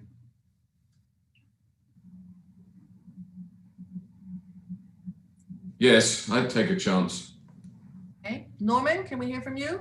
Yes, and I work in Palm Beach County, and there's the commission's meetings, the boards are meeting now, and so I'm all right with it. Okay, Shane, you're next. I'm all right with it. Okay, Ralph, how about you? Yes, as long as we get our parking passes. Jerry, you're next. I'm okay with it. Okay, how are we about Charlie? How about you? Yes, I would come. And Michael? Yeah. All right, so that if it happens, it happens, and we will continue. Do you want to know Let's if see I'm how it coming? goes. Pardon? Oh, Did I'm you wanna sorry, know if I'm Jackie. I was going the wrong way, Jackie. Maybe. All right, maybe it works. I understand. Okay. Madam Chair? Yes. Your parking passes are available. I do have them for all the members. So whenever you do start to meet here, they're available. Okay. So at the first meeting, if we all have to show up in person, we'll have our passes. Is that correct? Correct. And we won't get a ticket for the first meeting. That was a joke. All right, if there's no more questions about the requirements for quorum, we can move on to the major portion of this presentation, which is a capacity management operations. Chair Romano? Yes, Chair ma'am. Could I actually take one thing out of order and you do the police station update? I have Mr. Gary Foster online, who would like to go ahead and do his presentation on the police station update. Only if people have the capacity to sit through that and then stay This for is the a other part. very short presentation. Okay, and I'm sure that It's Roosevelt. it's what, 10 minutes. I'm sure that Roosevelt will tell me I have to take a motion to move an item on the agenda. So will somebody make a motion to move an item on the agenda? It's in the same section. Oh, okay, it's in the same section. Let's just, then I think we'll be okay. Let's give him the courtesy then. And Peter, can you take over? Because I have a family emergency I have to do. Okay. Thank you. So, Anisha, who are we going to hear? Gary? Yeah, hi, I'm Gary Foster. I'm the project manager for the new police station. The update would be, I'll just make it quick and simple. AECom is on board. The contract has been signed. We've given them their notice to proceed. Moss Construction was selected by the selection committee to be the contractor. We're working with them now on a pre-con contract. We have had our first meeting with AECom and Moss. And one big thing we're doing is reaffirming the space allocations for the police department. Those were done 2 years ago, so they're being really updated. And we're proceeding. We have a schedule. We would like to build the parking garage first. We'd like to get that in the ground before the rains hit next spring. And that's where we're at. Simply, we're moving. So Gary, is it a design build contract? No, we have a separate designer, AECom.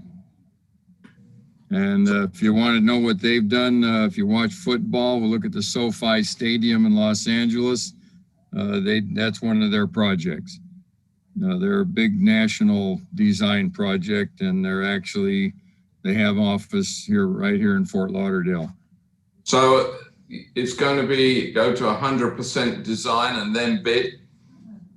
Yeah, well, the way this works, we pick the designer, and then we select the contractor, and then the three of us design the building. So the contractor is actually involved in the design process. So we don't get what you get a lot of times when you have a designer. They drop a set of plans and you give it to the contractor, and you find out it's going to cost a lot more than your budget. This way, when you have the contractor actually participate in the design, you're going to stay within your budget.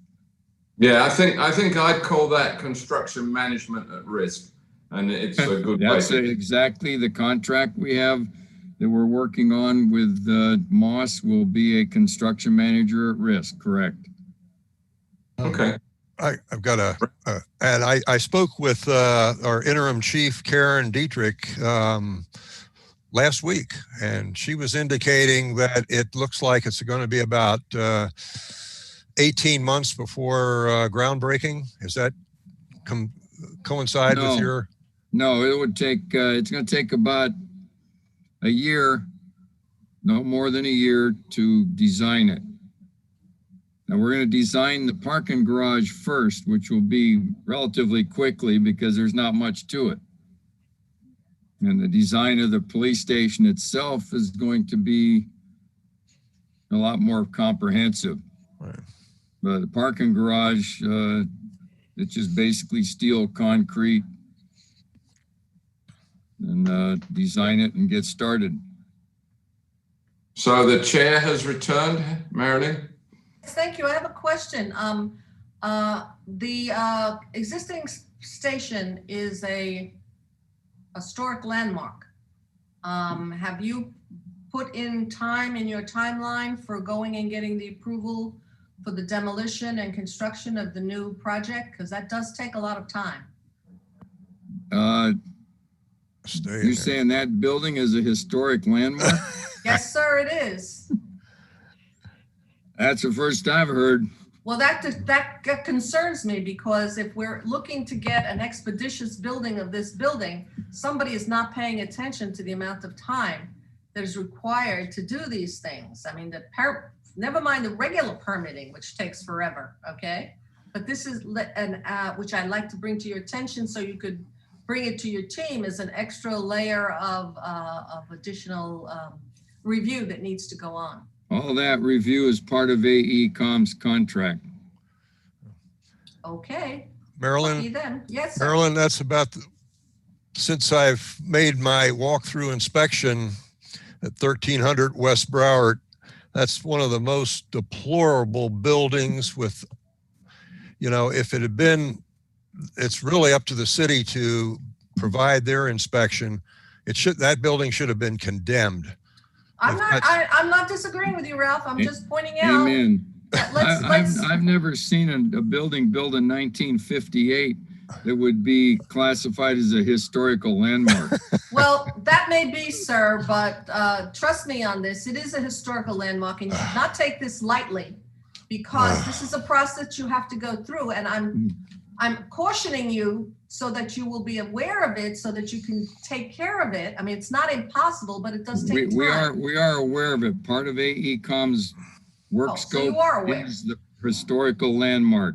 Oh, as long as you're aware. Thank you. Hey, it's historical by city code. It's historical. It's not national or state. No, it's a city landmark. Local. It's a city landmark. Local. But- Yeah, So the please city agree. commission would have, if it is, the city commission agreement would have to agree that they're going to change it. And The Get rid Historical of it. Preservation Commission would have to agree or disagree, and if city commission needed to overrule them, they could. But it's a process, and I'm a member of the board for many years, not currently, but it takes time, and you know, it needs to be done, and let's get it done as part of the process, because we all know we need a police station. So let's Yes, just do it. part of the historical landmark, and that even includes finding arrowheads in the ground or whatever, is part of the process. Good, thank you. Part of our contract with AECom.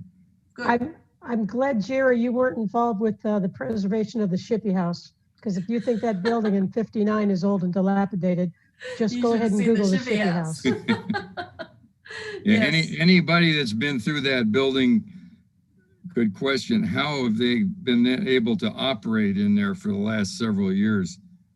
We all go agree swimming with in the that. basement when it rains. Yeah. Okay, does anybody have any other questions for Gary? Besides to wish him Godspeed. Thank you. Okay. Madam Chair, there is an attendee that has not signed up to speak, but they have their hand raised. I'm not sure if you righty. want to. Yes, if that hand raise is raised in relation to this item, I would certainly welcome them to speak now. Yes, it's Marilyn, it's Pat Durendon. Hi, Patrick. How are you? I I'm just good. wanted to interject real quickly. Trish Logan has already completely declassified the police station as of historical significance. Apparently the building has been rehabbed once. They added a floor to it, and the entire frontal facade has been completely changed. So from the original design of the building in the 50s to today, it is so substantially different. It really lends absolutely no historical value to its original design. So they bailed on that. So the building's historical significance is no longer a question. That's good to note that the staff has actually done the work that is necessary to do in order to present that to the commission, to the Historic Preservation Board, so that they can take the necessary actions. Right. Hopefully exactly. they will agree with the staff on that, but you never know, but hopefully they will. Well, they already did. The building itself, they said it can't be historical because it's been rehabbed so many times already. And the other part of it is, if they just backed off and looked at it under any of their circumstances, they condemn it. We all agree with that. Thank you very much, Patrick. Thank you. You bet. Okay, so now are we ready Gary? to move on? Yes? Yes, thank you, Gary, for the presentation. Welcome. To ask Jerry to allow Ethan to present so that we can have them to bring up the presentation for the CMOM. Yes. I also need, Jerry, if you can allow Sean Fitzgerald and Orlando Castro for them to be able to speak. Jerry, are you there? All right, there's Ethan. Yes, I just moved everyone over.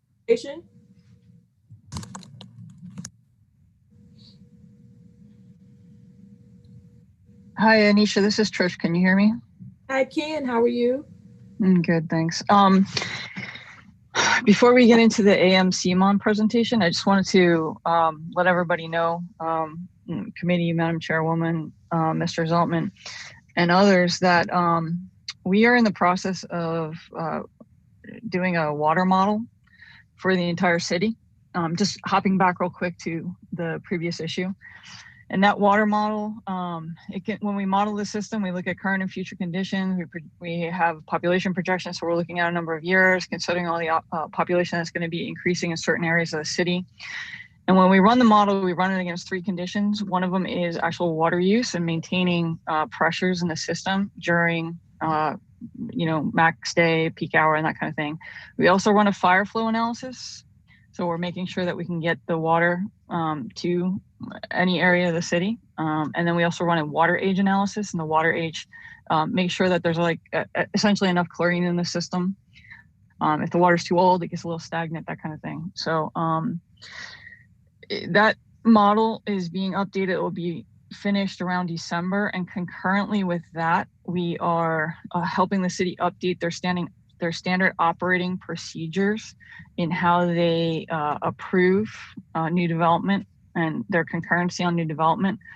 So, we're turning over these models to them, and we're helping them understand how to update the models, and then how to run different scenarios with different developers, and to be allowed to do that concurrency. So I understand that you guys want a presentation on that, and we're more than happy to help DDC work on that and bring that back to you. So Trish, can I just, since you brought it up, they're preparing these adequacy letters based upon a certain modeling, which you're telling me now is being updated and upgraded, the modeling methodology? Trish? Yes, actually, there is an existing model, and we're updating that model. So they are working on the old model, but we're updating the model and help refine things to make it even better. So then my question would be, when we get into this with the people from Sustainable Development, are they going to go back and review all of the current outstanding adequacy letters based upon the new model? But that's another story for another day. We have so much to get onto right now. We do, and I apologize for going backwards, but it was good information. Thank you. Okay. Thank you. You're welcome. So today, what we were asked to talk to you about is the 10 maps that were in the back of the AM-CMON report. So the AM-CMON report is a 850-page document, and we're specifically bringing up those 10 maps, but we just want to give a little primer on what this whole thing is about. And to do that, I'm going to ask Ethan to do it, because Ethan was a primary author. He's supported by Sean Fitzgerald, and then also part of it was some enforcement condition assessment work that Orlando Castro was involved in. So I'm going to turn it over to them, and we're here for questions at the end. Hey, is the sound coming across okay from me? Yes. Okay. So I'm Ethan Hine, and I was one of the team who worked on the AM-CMON project on behalf of Fort Lauderdale. We have a couple of other people on the call who are also very involved in the work. So we're hopeful that following a brief presentation, we could address any questions you might have. Next slide, please. Colleen, do you want me to share? Okay, you're sharing. Actually, it looks like I can do it myself. Thank you. So what is an AM-CMON? It's actually asset management, capacity management, operation, and maintenance. And that's why we use the acronym. We're going to focus on the AM portion, the asset management portion. The work was required by the consent order, and the consent order also required that it be done in accordance with specific EPA guidelines. So our work very much followed the established guidelines from the EPA. And the asset management portion of the work resulted in the development of these maps that are intended to help visualize the risk that we're able to characterize in the collection and transmission system. One quick word about CMOM before we go and focus on asset management. CMOM is really more about everyday operations of the wastewater collection transmission system.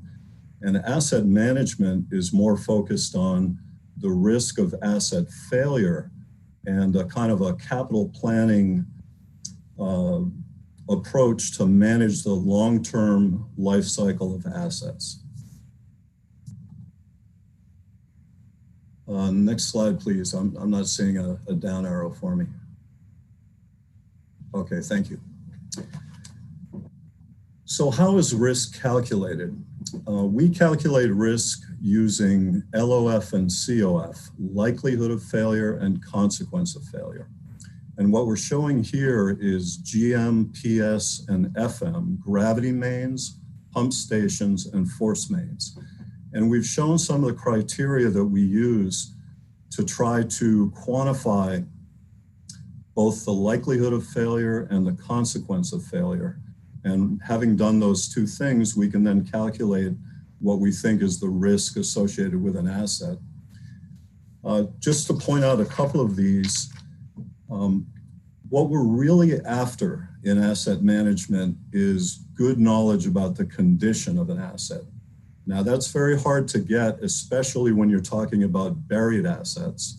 It's much easier for a pump station than it is for a force main or a gravity main that's underground.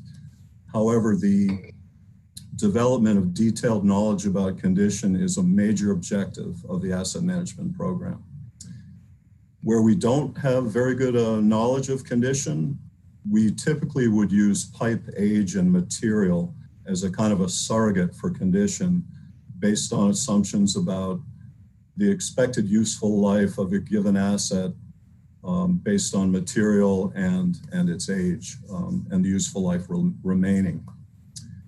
Pipe break information was very helpful to us, especially relating to the force mains, and we'll talk a little bit more about that later.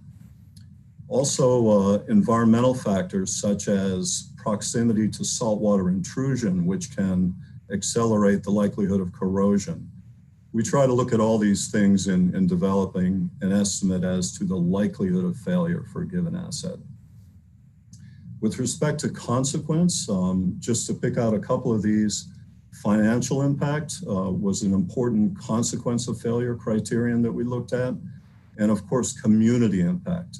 And that would involve residential and essential services, the number of people impacted, as well as environmental compliance concerns that we've all become familiar with in this program. Chair, do you want to hold questions until the end?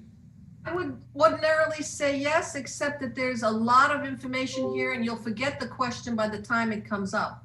So if you've got a brief question specific to this, please ask it. So my question is this multiplying this risk by the likelihood of failure, by the consequence of failure, is this a standard methodology or is this just something that's specifically dreamed up, not quite the right way of putting it, for this circumstance? It is a standard methodology for asset management programs, yes. And then when you look at this table here, under consequence of failure, am I looking at this correctly, that under community impact, you don't seem to be considering gravity mains and force mains? Like the little cross is only under pump stations? Can we go back? Why did we, there you go. Okay, we do actually have community impact for all three of gravity mains, pump stations, and force mains. We're showing them on different rows, only because the pump station, we also looked at average dry weather flow. And in the case of the other ones, the other assets, that was not a relevant criterion. Okay, I see. You have another line there with the crosses in that line. Yep. Thank you. Okay. Of course. Okay, so some quick examples of how it was calculated. Again, we calculated consequence of failure and likelihood of failure and risk score for the various assets, the gravity system, the pump stations, and the force mains. And to give you an example of gravity, please forward, Orlando. Okay, we have essentially three categories, a low, a medium, and a high. And those would correspond to what we estimate to be a low, medium, and high likelihood of failure. Next, please. Wait, before you go any further, can we go back to that? Oh, I see you're gonna blow up you're blowing it up on the next one. Yes. Okay, I'm sorry, realize thank you. It's Good pretty thinking. hard to pull useful information off of that. Okay. So yes, we did focus in on a particular portion of the map to illustrate the concept a little bit more. And green, which is, we think is a low consequence of failure, likelihood of failure. Why is that? Well, we're talking about PVC pipe that was installed relatively recently. So we think it's unlikely to fail relative to some of the other pipe in the system. Medium, which is yellow, that's an unknown material. It's coming up on 50 years old at this point. We may not have very good information about it, so we're more inclined to put it in the medium category. And the other example is to the right of the graphic. That's the red.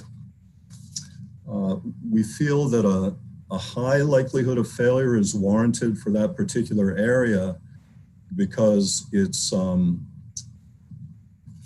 I went a little too far in my notes here. It's cast iron pipe. It was installed before 1970, and it's affected by the saltwater intrusion line, which makes it more likely that it suffered corrosion from those environmental conditions. So these are the kinds of considerations that go into categorizing different assets in either low, medium, or high likelihood of failure. So if yes, I may, Ralph first. yes, I guess before 1971, you'd have your vitrified clay pipe as the gravity mains, which, as we've learned, pretty much subject to failure and creating a horrible situation for the remaining part of the system. You know, that we've had the same experience. We've worked in many coastal communities similar to Fort Lauderdale, and I would definitely agree with your statement. So you're thinking that the yellows might be that vitreous clay? Is that what you're thinking, Ralph? Yes, I'm thinking from the date. I mean, the vitrified clay pipe was installed in the 50s, 60s, and that's what I'm believing. And of course, the advent of PVC, just material alone blew everything, made everything a different world. Okay. So go ahead. I just wanted to throw that little bit in there about vitrified clay pipe because most of the older sections of City of Fort Lauderdale has experienced massive problems with the cracking, and it being, of course, submerged, gets in the water and sand that, as you know, destroys everything from the pump impellers all the way through the force mains. Yeah, we definitely agree. I have a question about the red lines, okay? Those we know are problematic from your analysis. Can I assume that those are the highest priority projects that are being addressed in terms of replacing the gravity lines? That was an Anisha question, I guess. Not just yet, because in terms of priority, we also have to look at consequence of failure. So maybe that's not such a terrible consequence where maybe some of the yellow would have a really, really big consequence. That's exactly right. Move along, thank you. Next one, please, Orlando. So consequence of failure, again, we have another blow up of this map. Again, we have a low, a medium, and a high category.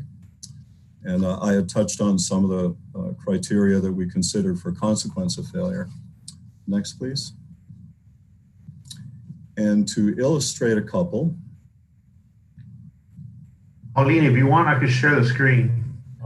Yeah, if you want to pass that to me, that might be easier. Sharing it, I'll take it over. So again, green would be a low consequence of failure. It's not located near any essential services or bodies of water that could be impacted by a failure in the pipe. A medium category, which is yellow, is a somewhat larger pipe, a 10-inch pipe that's in the vicinity.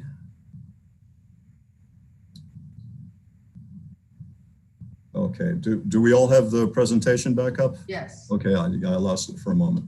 It's in the vicinity of public buildings, and it would have a greater impact to a larger number of people if a failure did occur in that particular area.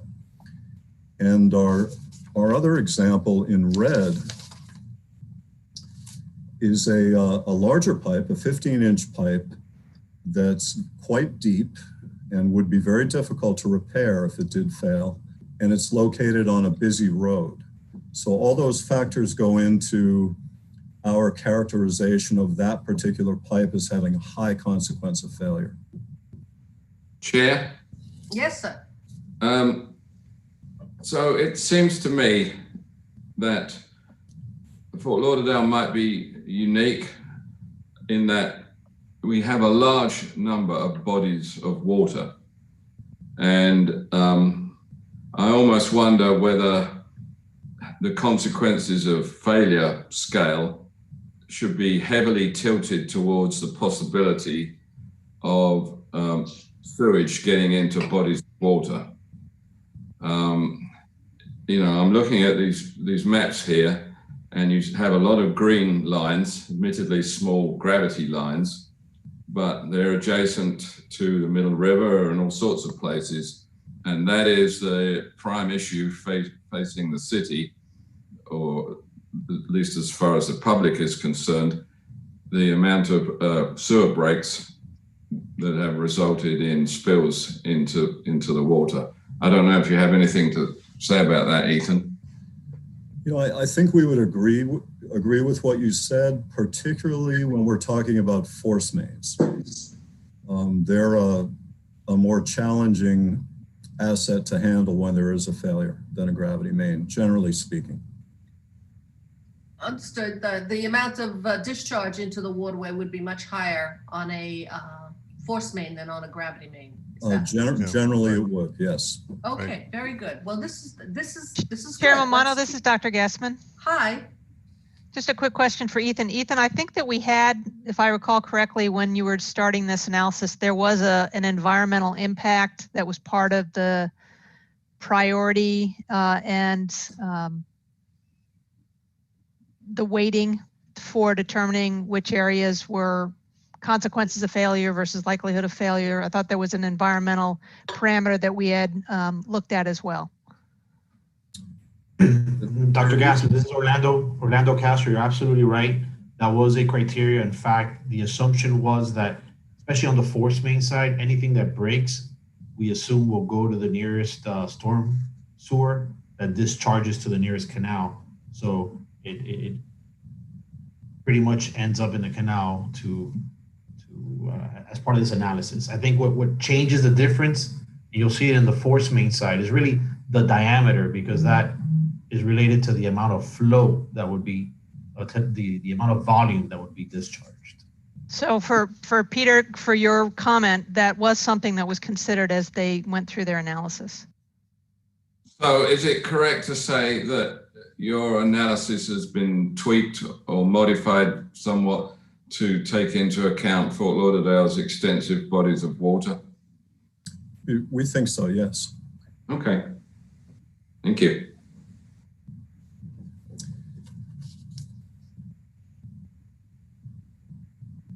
Next. Okay, I'm not currently able to forward us. Do you still have that, Orlando? Okay. So having talked about the likelihood of failure and consequence of failure, we use those two numbers to generate a risk score. And again, I'm focusing now on gravity mains, but we did a similar thing for pump stations and force mains. And the following slide will show additional information and a bit of a blow up there. It is a simple multiplication where if we have an asset that has a low likelihood of failure and a low consequence of failure, that ends up getting a low risk. And that's shown in the green area in the upper left of the matrix at the bottom of the slide. In contrast, a high consequence of failure and a high likelihood of failure will end up as a very high priority project. So this process of developing a risk score would help us prioritize different kinds of intervention potentially.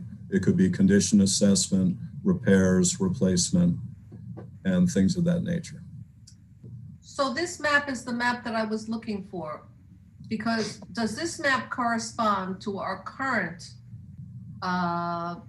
program of repair and replace the gravity mains to prevent intrusion, seawater intrusion?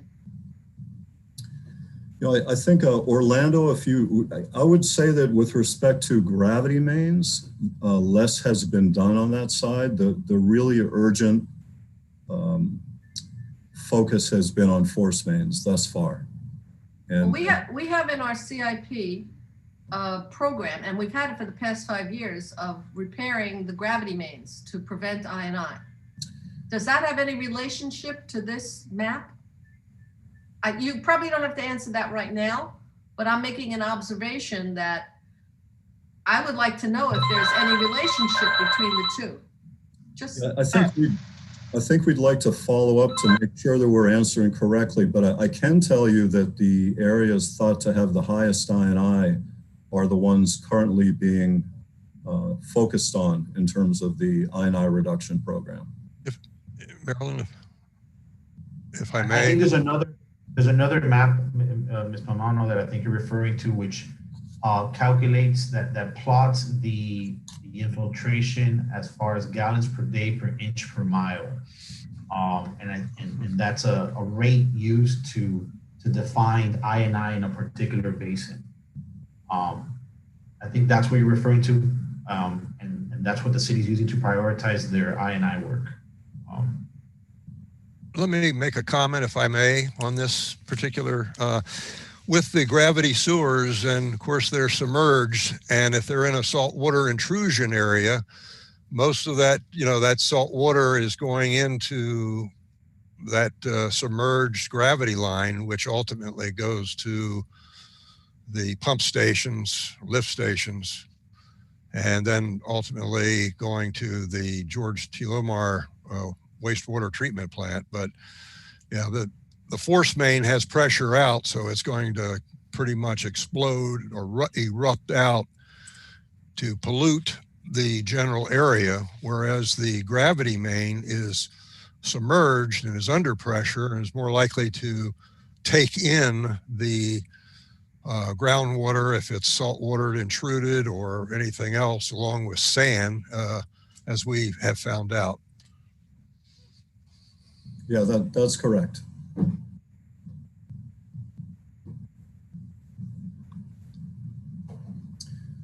So we talked a little bit about the development of the risks, the risk score for gravity mains. We followed a very similar process for pump stations. Pump stations are easier in many respects because they're above ground, and it's a lot easier to get good information as to condition. And in fact, the city operations personnel understand the condition very well and have done a lot of work on prioritizing where the real needs are. So relative to the buried infrastructure, development of a risk score for pump stations was somewhat easier. We followed the same process of looking at likelihood of failure and consequence of failure, and again, calculated risk using those two quantities to try to provide a classification of the different pump stations based on the estimated risk associated with each one. Okay, Madam Chair, you're muted. And again, not to beat a dead horse, but is there some relationship between the red pump stations on this map and our CIP plan for replacing pump stations? Again, not to answer the question now because it's not necessarily your question, but that's the question that I would ask. That was the first question I would ask. If these are red on this map, are these the ones we're working on first? Moving along. You know, our analysis is intended to help that process that you're describing in the CIP. Should hope so. Yeah. Yeah, it's definitely an input. It's intended to be one of the inputs to that process. So the force main risk score, a similar process, consequence of failure, likelihood of failure. The force mains have been a major focus of the consent order and the asset management program. And again, we have low, medium, and high risk categories that we grouped the force mains within the system into.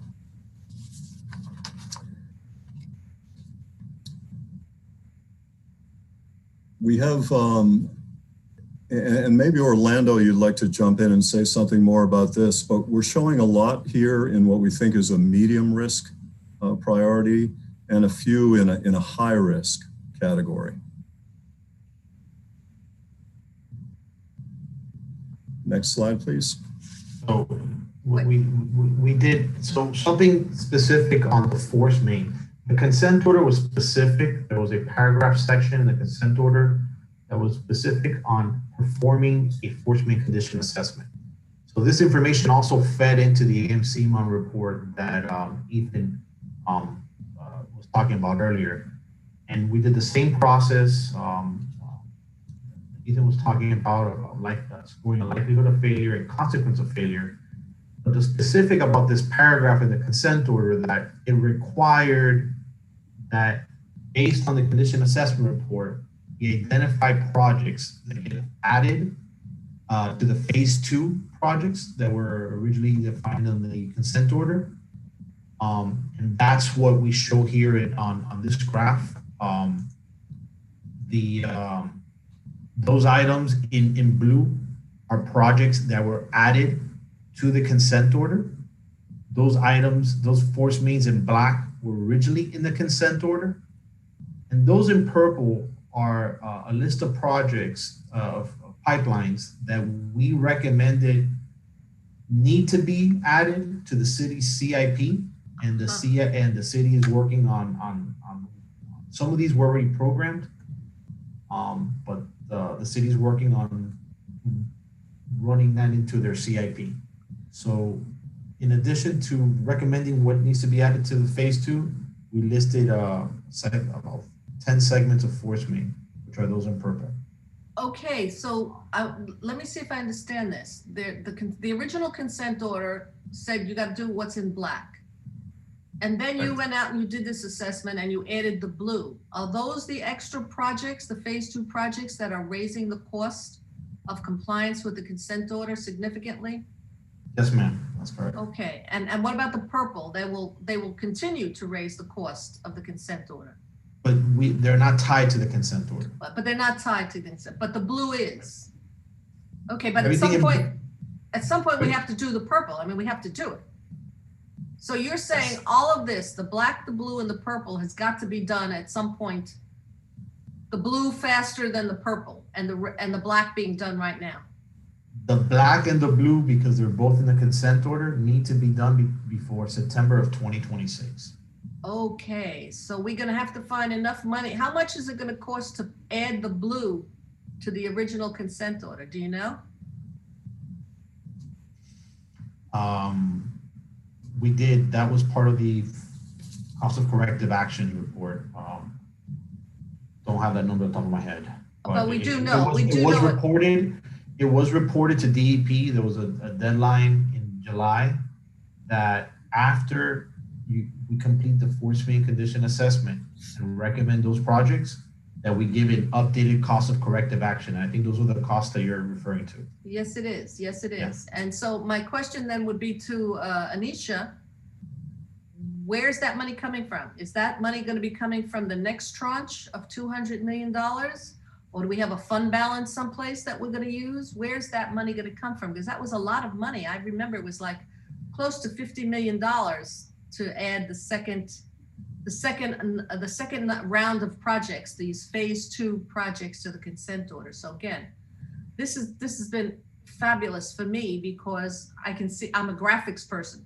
So now seeing it graphically as opposed to in dollars in a consent order makes a lot of sense to me. Thank you so much for this. So let me explain something that might even add to Anisha. I think she could explain this even better. For example, this blue here, right? This is your existing discharge force main from the pump station that you have at the Coral Ridge pump station.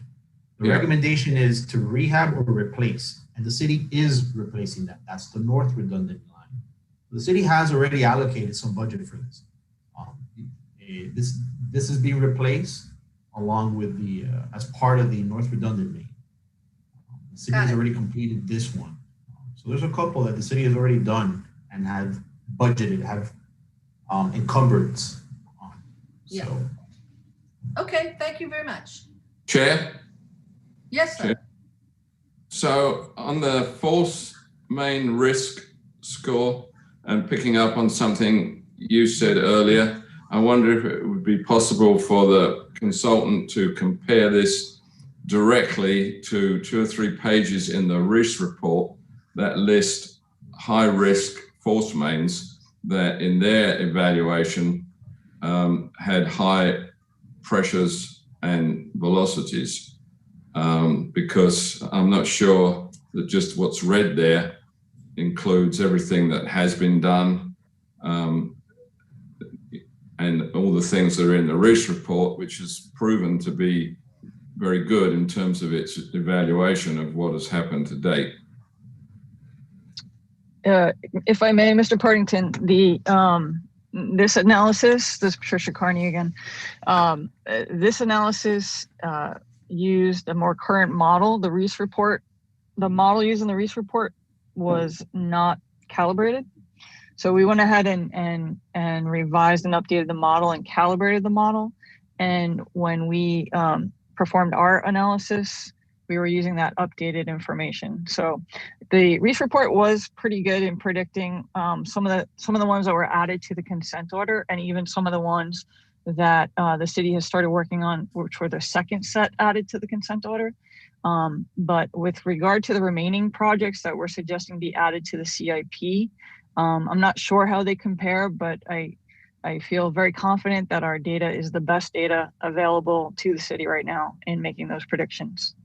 Well, the only thing I say about that is that exactly as you said, the RIS report has proven to be pretty good, as even as recently as with the last month, one of their lines spelled out on Southwest 2nd Street, I think, did fail.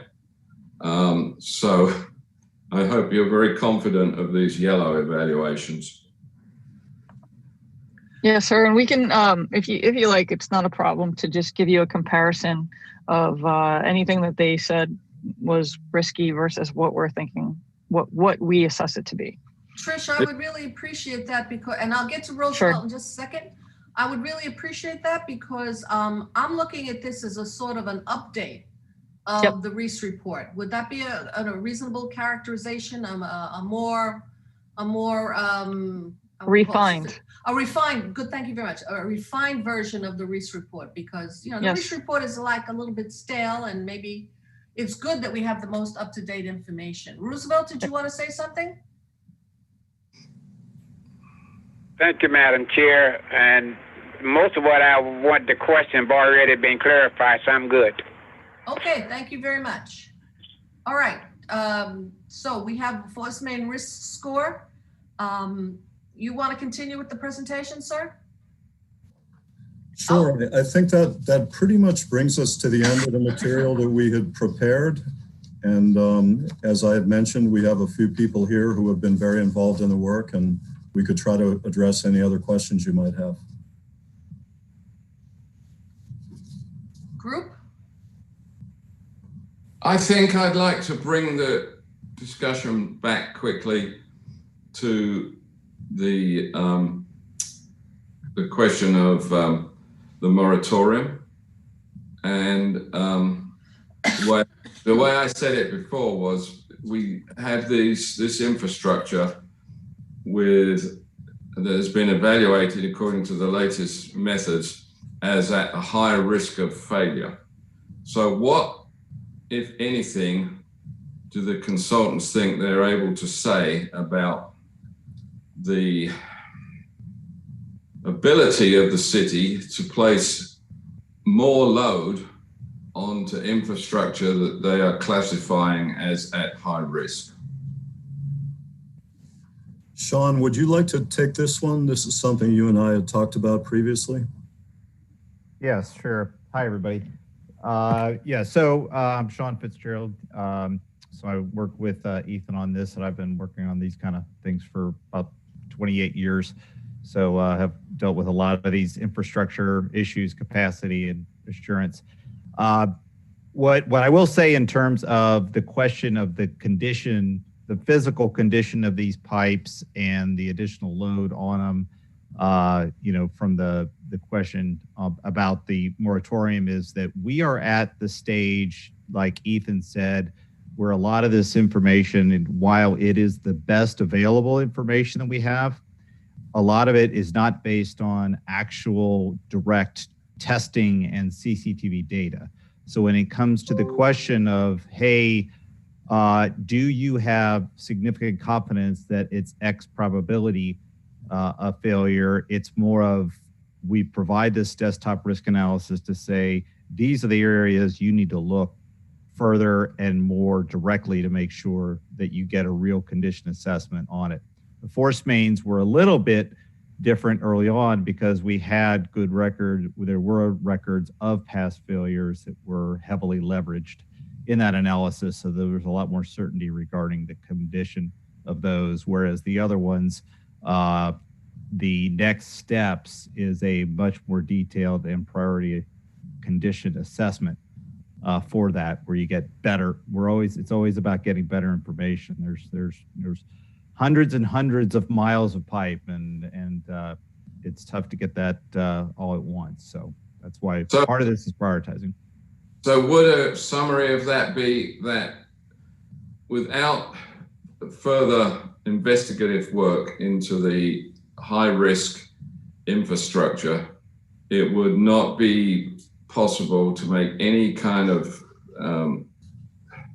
even somewhat firm statements as to the likelihood of failure if significantly more load is placed onto this infrastructure? We're just not at a point to be able to make that kind of preliminary evaluation, correct?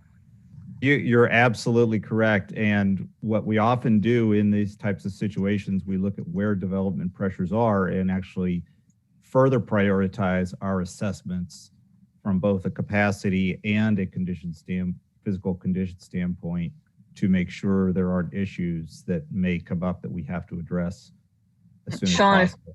Sean, if I may add real quick, sorry. From a capacity standpoint, we have the information that we need to make that assessment because the capacity has been analyzed and it's been modeled and the city is updated. So from a capacity standpoint, we know the answer. It's the condition. I think I understand that the city has a pretty good grip on capacity, now improved with your model, but a lot of cases are going to fall into the situation where the infrastructure is known to be at risk. And but you have given us another way of prioritizing, even to look first at high risk infrastructure where development pressure is. Yeah. But let me ask you a question, Peter. Can I interrupt? This is Charlie. Sure, Charlie, go right ahead. If the pipe is pressurized and the capacity is actually minuscule, the projects are added on over the next couple of years compared to the total capacity. So if the pipe is pressurized, does added flow put more pressure on these pipes, or does it not matter? a good question. Bernoulli's equation. Okay, what does that mean to laypersons? Means that the flow in the pipe has a greater velocity. It exerts less pressure on the walls of the inside of the pipe. I was told the opposite. I was told that with the less capacity, that there's more abrasion from the sand that's infiltrating through the clay pipes. Well, this is Bernoulli's principle, I guess, and yeah, but Bernoulli doesn't have to when the pipe is full. Let me finish. And where you're going is right, because when you have tuberculation or rust inside the pipe, it creates a non-laminar flow. That means it's more, flowing in around rather than a streamline flow, which is what the Bernoulli's principle is based upon. But when you have discharges, but a lot of rust that's accumulated, that creates a turbulence in there, and that has a condition to hurt the pipe, take off rusted areas, especially your older cast iron pipes that is responsible for the yellow colored water that people are complaining about. So with proper lining of those, the pipe that came out subsequent to that, they have a little bit longer service life than your rusting away. And even though, it's, but that's the skinny of it. But I've got a can I go question. back to Jerry, to Jerry's, Jackie's next. I want to go back to Jerry though. When Jerry said that the capacity was there, but were we considering the condition of the pipes? Now we need to know if when the guys are doing the capacity analysis, they also are looking at these maps and looking at the risk assessment of those particular pipes, which according to their analysis may have perfectly adequate capacity, but are showing up as red on these maps. Are they taking that into consideration, or should they be taking that into consideration? That would be one of my questions. Jackie, you're next. Oh yeah, being on the Planning and Zoning Board, when we get the capacity letter, there hasn't been any discussion as to whether or not this is in a high-risk area, which now makes me think, obviously that should be really considered and be part of that process of informing us or of their decision. I mean, sometimes they'll have the developer make changes and pay for changes within the system for the building to go up. But I am now concerned about not capacity, but as it relates to high risk. The problem is, Jackie, through you, Chair, that currently, I don't think you'll find any engineer come in front of the P&Z and say that this, if it's a relatively small development, unless it's thousands of units, I don't think you'll find any engineer that will say that putting, these relatively few units onto the load is going to cause this high risk infrastructure to fail. Yeah, but then you have the cumulative impact. That's been always my concern. Every project is reviewed individually. I want to know who's keeping score, who's got the spreadsheet that shows how many projects we've approved on this particular line, which now we know is at risk, that haven't come online yet. And now the new guy comes in and says, I want to put another project on. Who's keeping that spreadsheet that shows us how many projects are going up? But Omar, maybe you know the answer? It's not that simple, Marilyn. It's not that Okay. simple because it's a force main.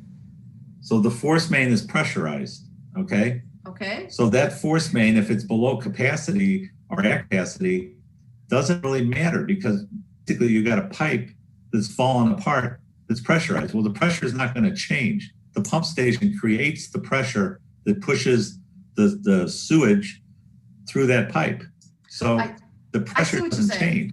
I see what you're saying. The pressure is controlled by the pump station, not the amount of volume that goes into the pipe.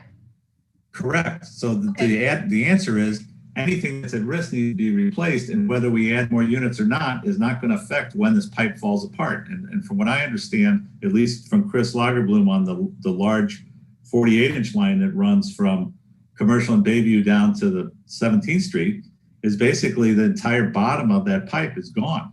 That when they pull those pieces out that have failed, there's nothing left. The steel's all gone. Yeah, Yes, I saw that. If I may, you're absolutely right. In fact, I guess in the early years on here, I explained to everybody who looked at me like I had lost my last marble that with the denser sand that was getting into the force mains, into the system, ultimately going through the pump station and into the force mains, the denser was grinding away on the bottom of the force main more severely than the upper portion. And I know Dr. Gassman came back to me and said, Ralph, you're right. It did. She went out and looked at one and exactly what had happened on the eroding away of the force mains. But what also comes into play, I'll just sneak this one in, is that when the pump stations go on and off, it creates surges in the line that also puts more stress on the pipes, and especially the joints and bends in the system. Come on. And Chair, I believe that the staff, in doing their individual capacity assessments, look at the runtime on the pump stations. Yeah. And have a maximum threshold that they don't want to exceed of the runtime of the pump station. Roosevelt, you had a question? Marilyn. Wait a second, Roosevelt's getting in here. My question and concern was on one of the slides where he had that yellow area that says unknown material. If we don't know what material is there, how we're going to estimate the lifespan forward? And two, if we don't know the material, how do we know the capacity? Yeah, I can try to. Ethan? Yeah. You want to take that, Trish? I thought I heard you speaking up.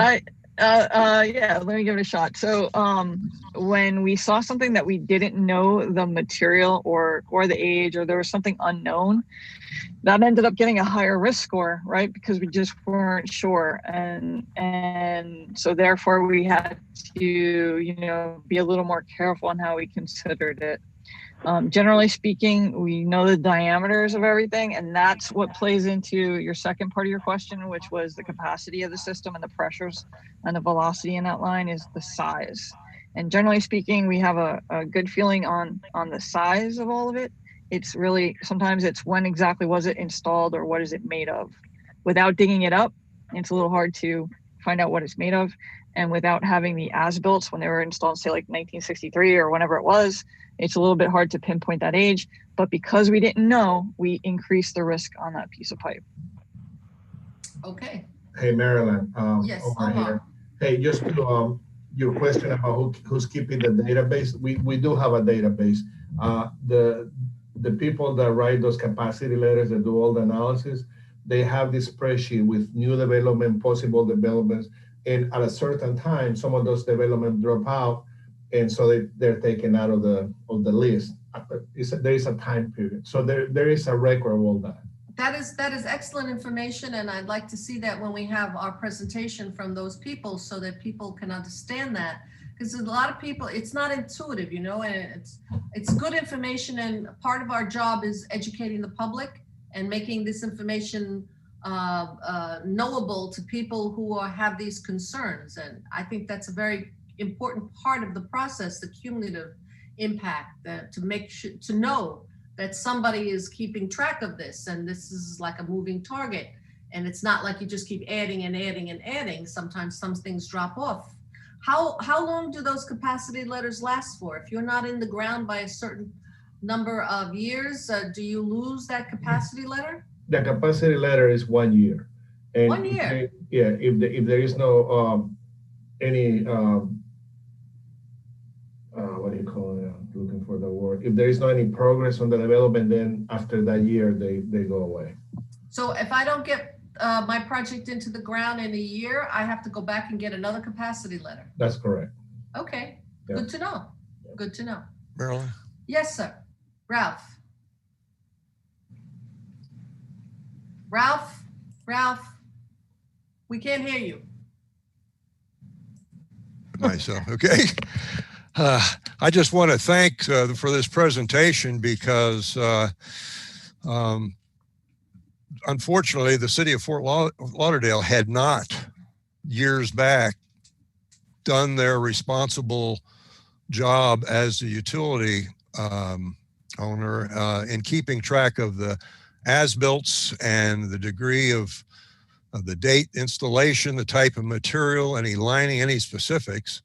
And in the recent years, this has become more obvious as an important part of running a utility, especially allows you to plan as far as when you need to make these repairs, replacements, and for budgetary and proper planning. So this is a great presentation. It gives some, basic specifics on what's happening, what does happen, and it makes everybody more cognizant of the importance of keeping records, maintaining, maintenance, and great job, folks.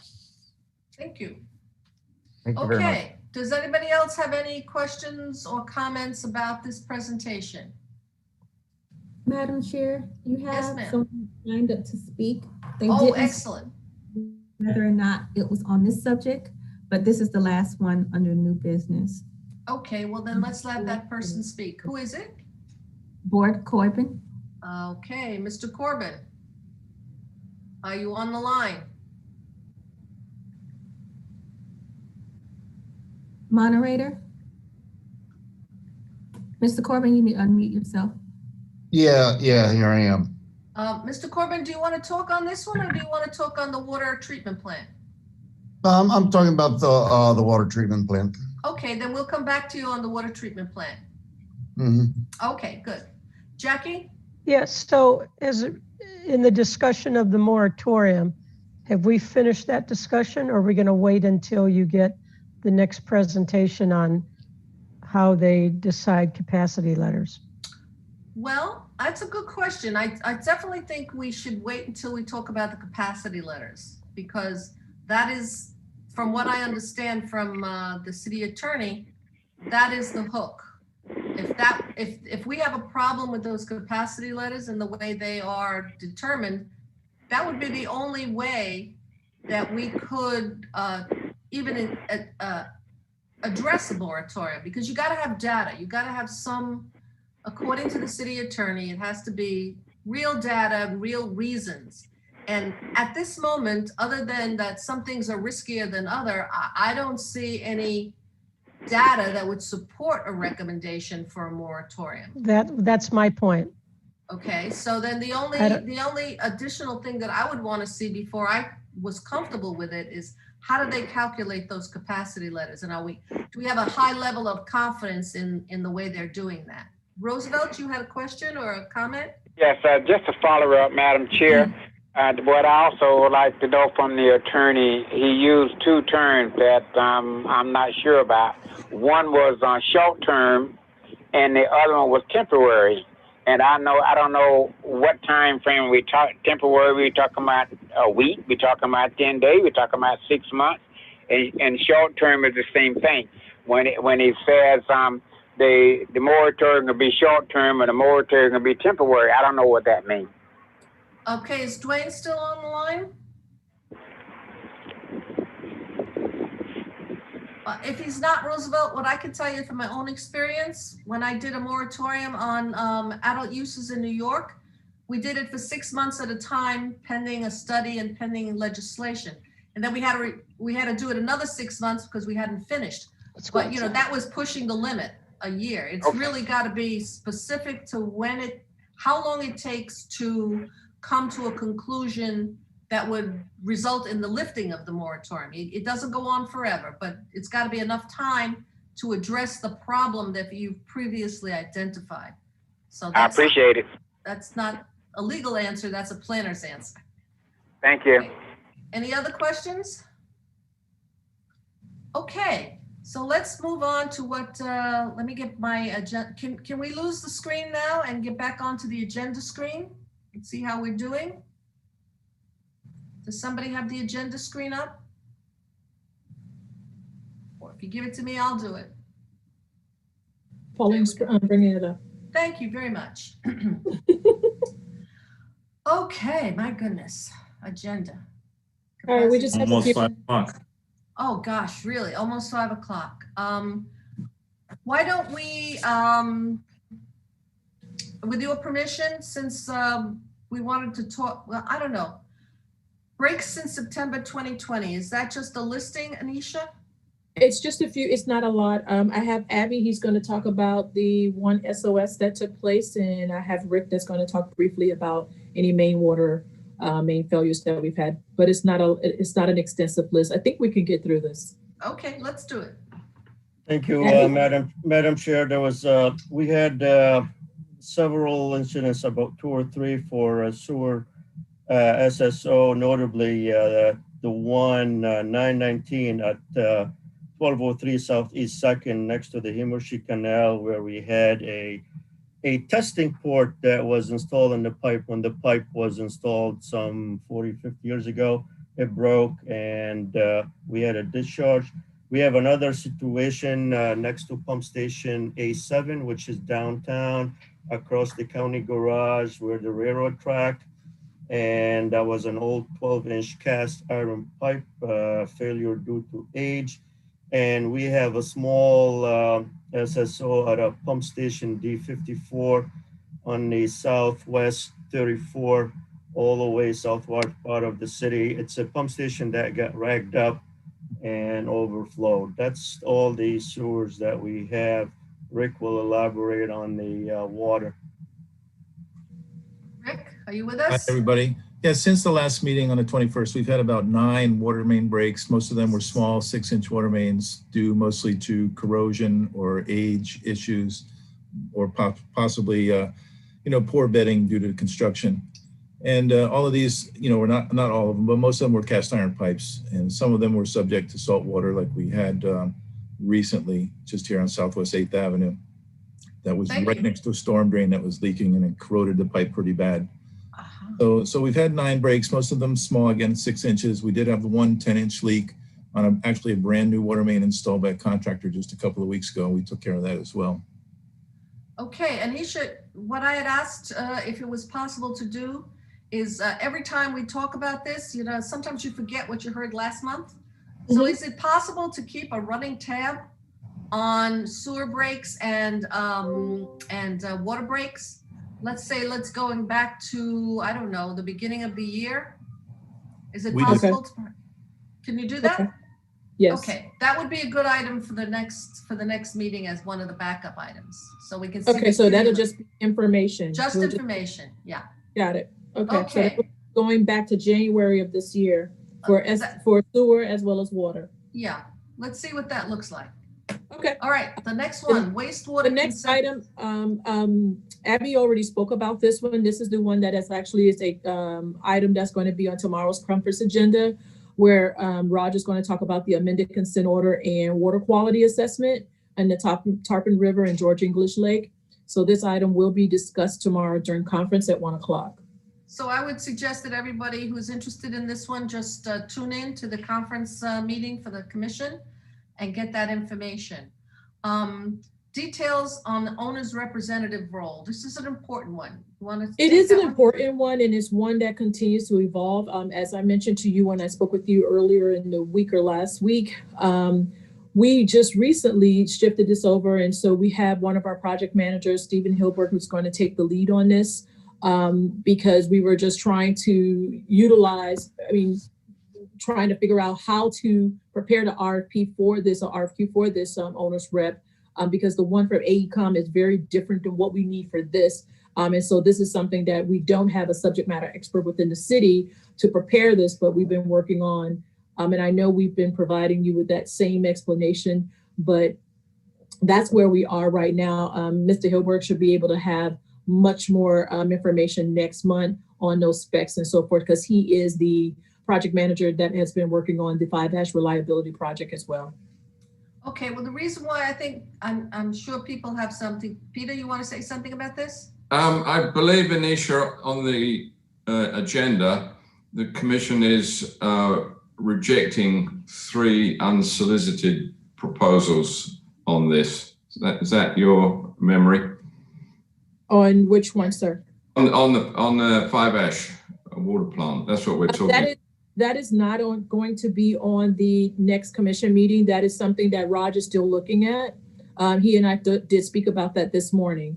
So that is not going to be on the next commission meeting. He is still looking at those particular projects to ensure that we have the most critical projects that we are going to include in that FIVEASH reliability project. No, that's not what he's talking about. There's an item on the commission agenda that they are rejecting all of the unsolicited bids on the on some water treatment plant. Is it that one? Is the same one that I'm referring to. That is okay. That is not going to go before the commission this next meeting. So they pulled it. It was pulled. Thank you. You saw it. It was pulled. It was pulled. Okay. Thank you. I'm positive. Okay, well, you know, the reason that I've been expressing a concern on this representative's role is, number one, because it's been a long time and we have to keep the focus on and the pressure on. That's our job. Yes. Okay. And also, we'd really like to know what this person is going to do. What is what are you asking this person to do? And I think the last time I spoke with Raj, he says he's not really looking at it as a person. He's looking at it as a consultant. A contract. It's not a person, it's a firm. So again, let's have Steve at the next meeting, again, to keep the pressure on to get this accomplished, because we're not moving on the water treatment plant until we get to this. So we all want to make sure that we are moving forward as expeditiously as possible. I'm sorry, Omar just actually provided me with some information. I apologize, Peter. You were saying about some bids being, I thought you were talking about the FIVEASH reliability project, but you were talking about some unsolicited proposals for the FIVEASH plant? Yes, for a new water plant. Yeah, that's, hey. I apologize. I was under the impression you were talking about the FIVEASH reliability project. So that's something different. I just asked Omar if he can speak to that because I'm not familiar with that one. Yeah, the one that Anisha is talking about, Peter, is the one for the reliability improvements to reject all bids. This one that you're asking is about the unsolicited bids for the new water plant. Yes, you're correct. Yeah. Okay. So they are rejecting those tomorrow. And there were 3, I think. Yeah, it's 3 of them. Did they give any reason for rejecting them, or is it just premature? I don't think they gave a reason. No. Okay. They just, we have to do X and Y, and we haven't done it, so we have to return their good faith. Oh, I think it was the money. Yeah, if we didn't make a decision within a certain period of time, we had to return their deposit, which is reasonable. Okay, moving along. So again, let's have that presentation again next month, and we'll keep it up and keep up the pressure and the focus. Okay, Mr. Corbin, this is your issue. You can come back online, and please keep it brief. Mr. Corbin, can somebody let him in the meeting? Pauline? The moderator has to do that. Okay, right. Here I am. Yeah. Okay. Hi. Okay, great. Let me pull up my notes that I had here. Just a minute. Okay, here we go. I think I have 3 minutes to speak. Is that right? That is correct, sir. Okay, great.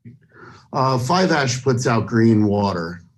It fails secondary EPA standards. The green water is noted in engineering reports.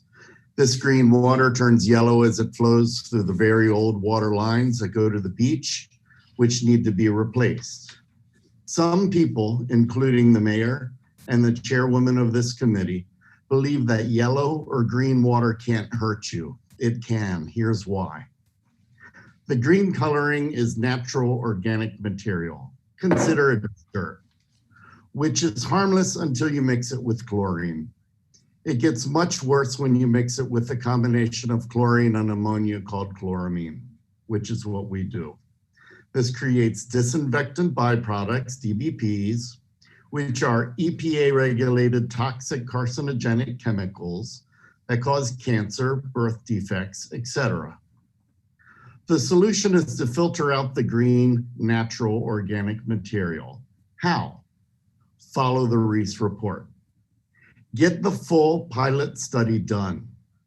That will tell you which filtration techniques will take out the most dirt at the lowest cost. You won't need to keep adding ammonia to our drinking water if you get the dirt level low enough. Here's what Aaron Brockovich says. If you're a utility using chloramine, you fail. You chose to use ammonia as a sequestering agent to temporarily stop the formation of regulated disinfectant byproducts rather than remove the dirt. Your decision is destroying infrastructure and exposing your consumers to dangerous bacteria and toxic chemicals. So my question is, why are you ignoring the part of the Reese report, which says the first step is to do a full pilot study? Are we anywhere on the pilot study at this point, or have we just skipped on by it? That's my question for the committee. And I would refer that question to the staff.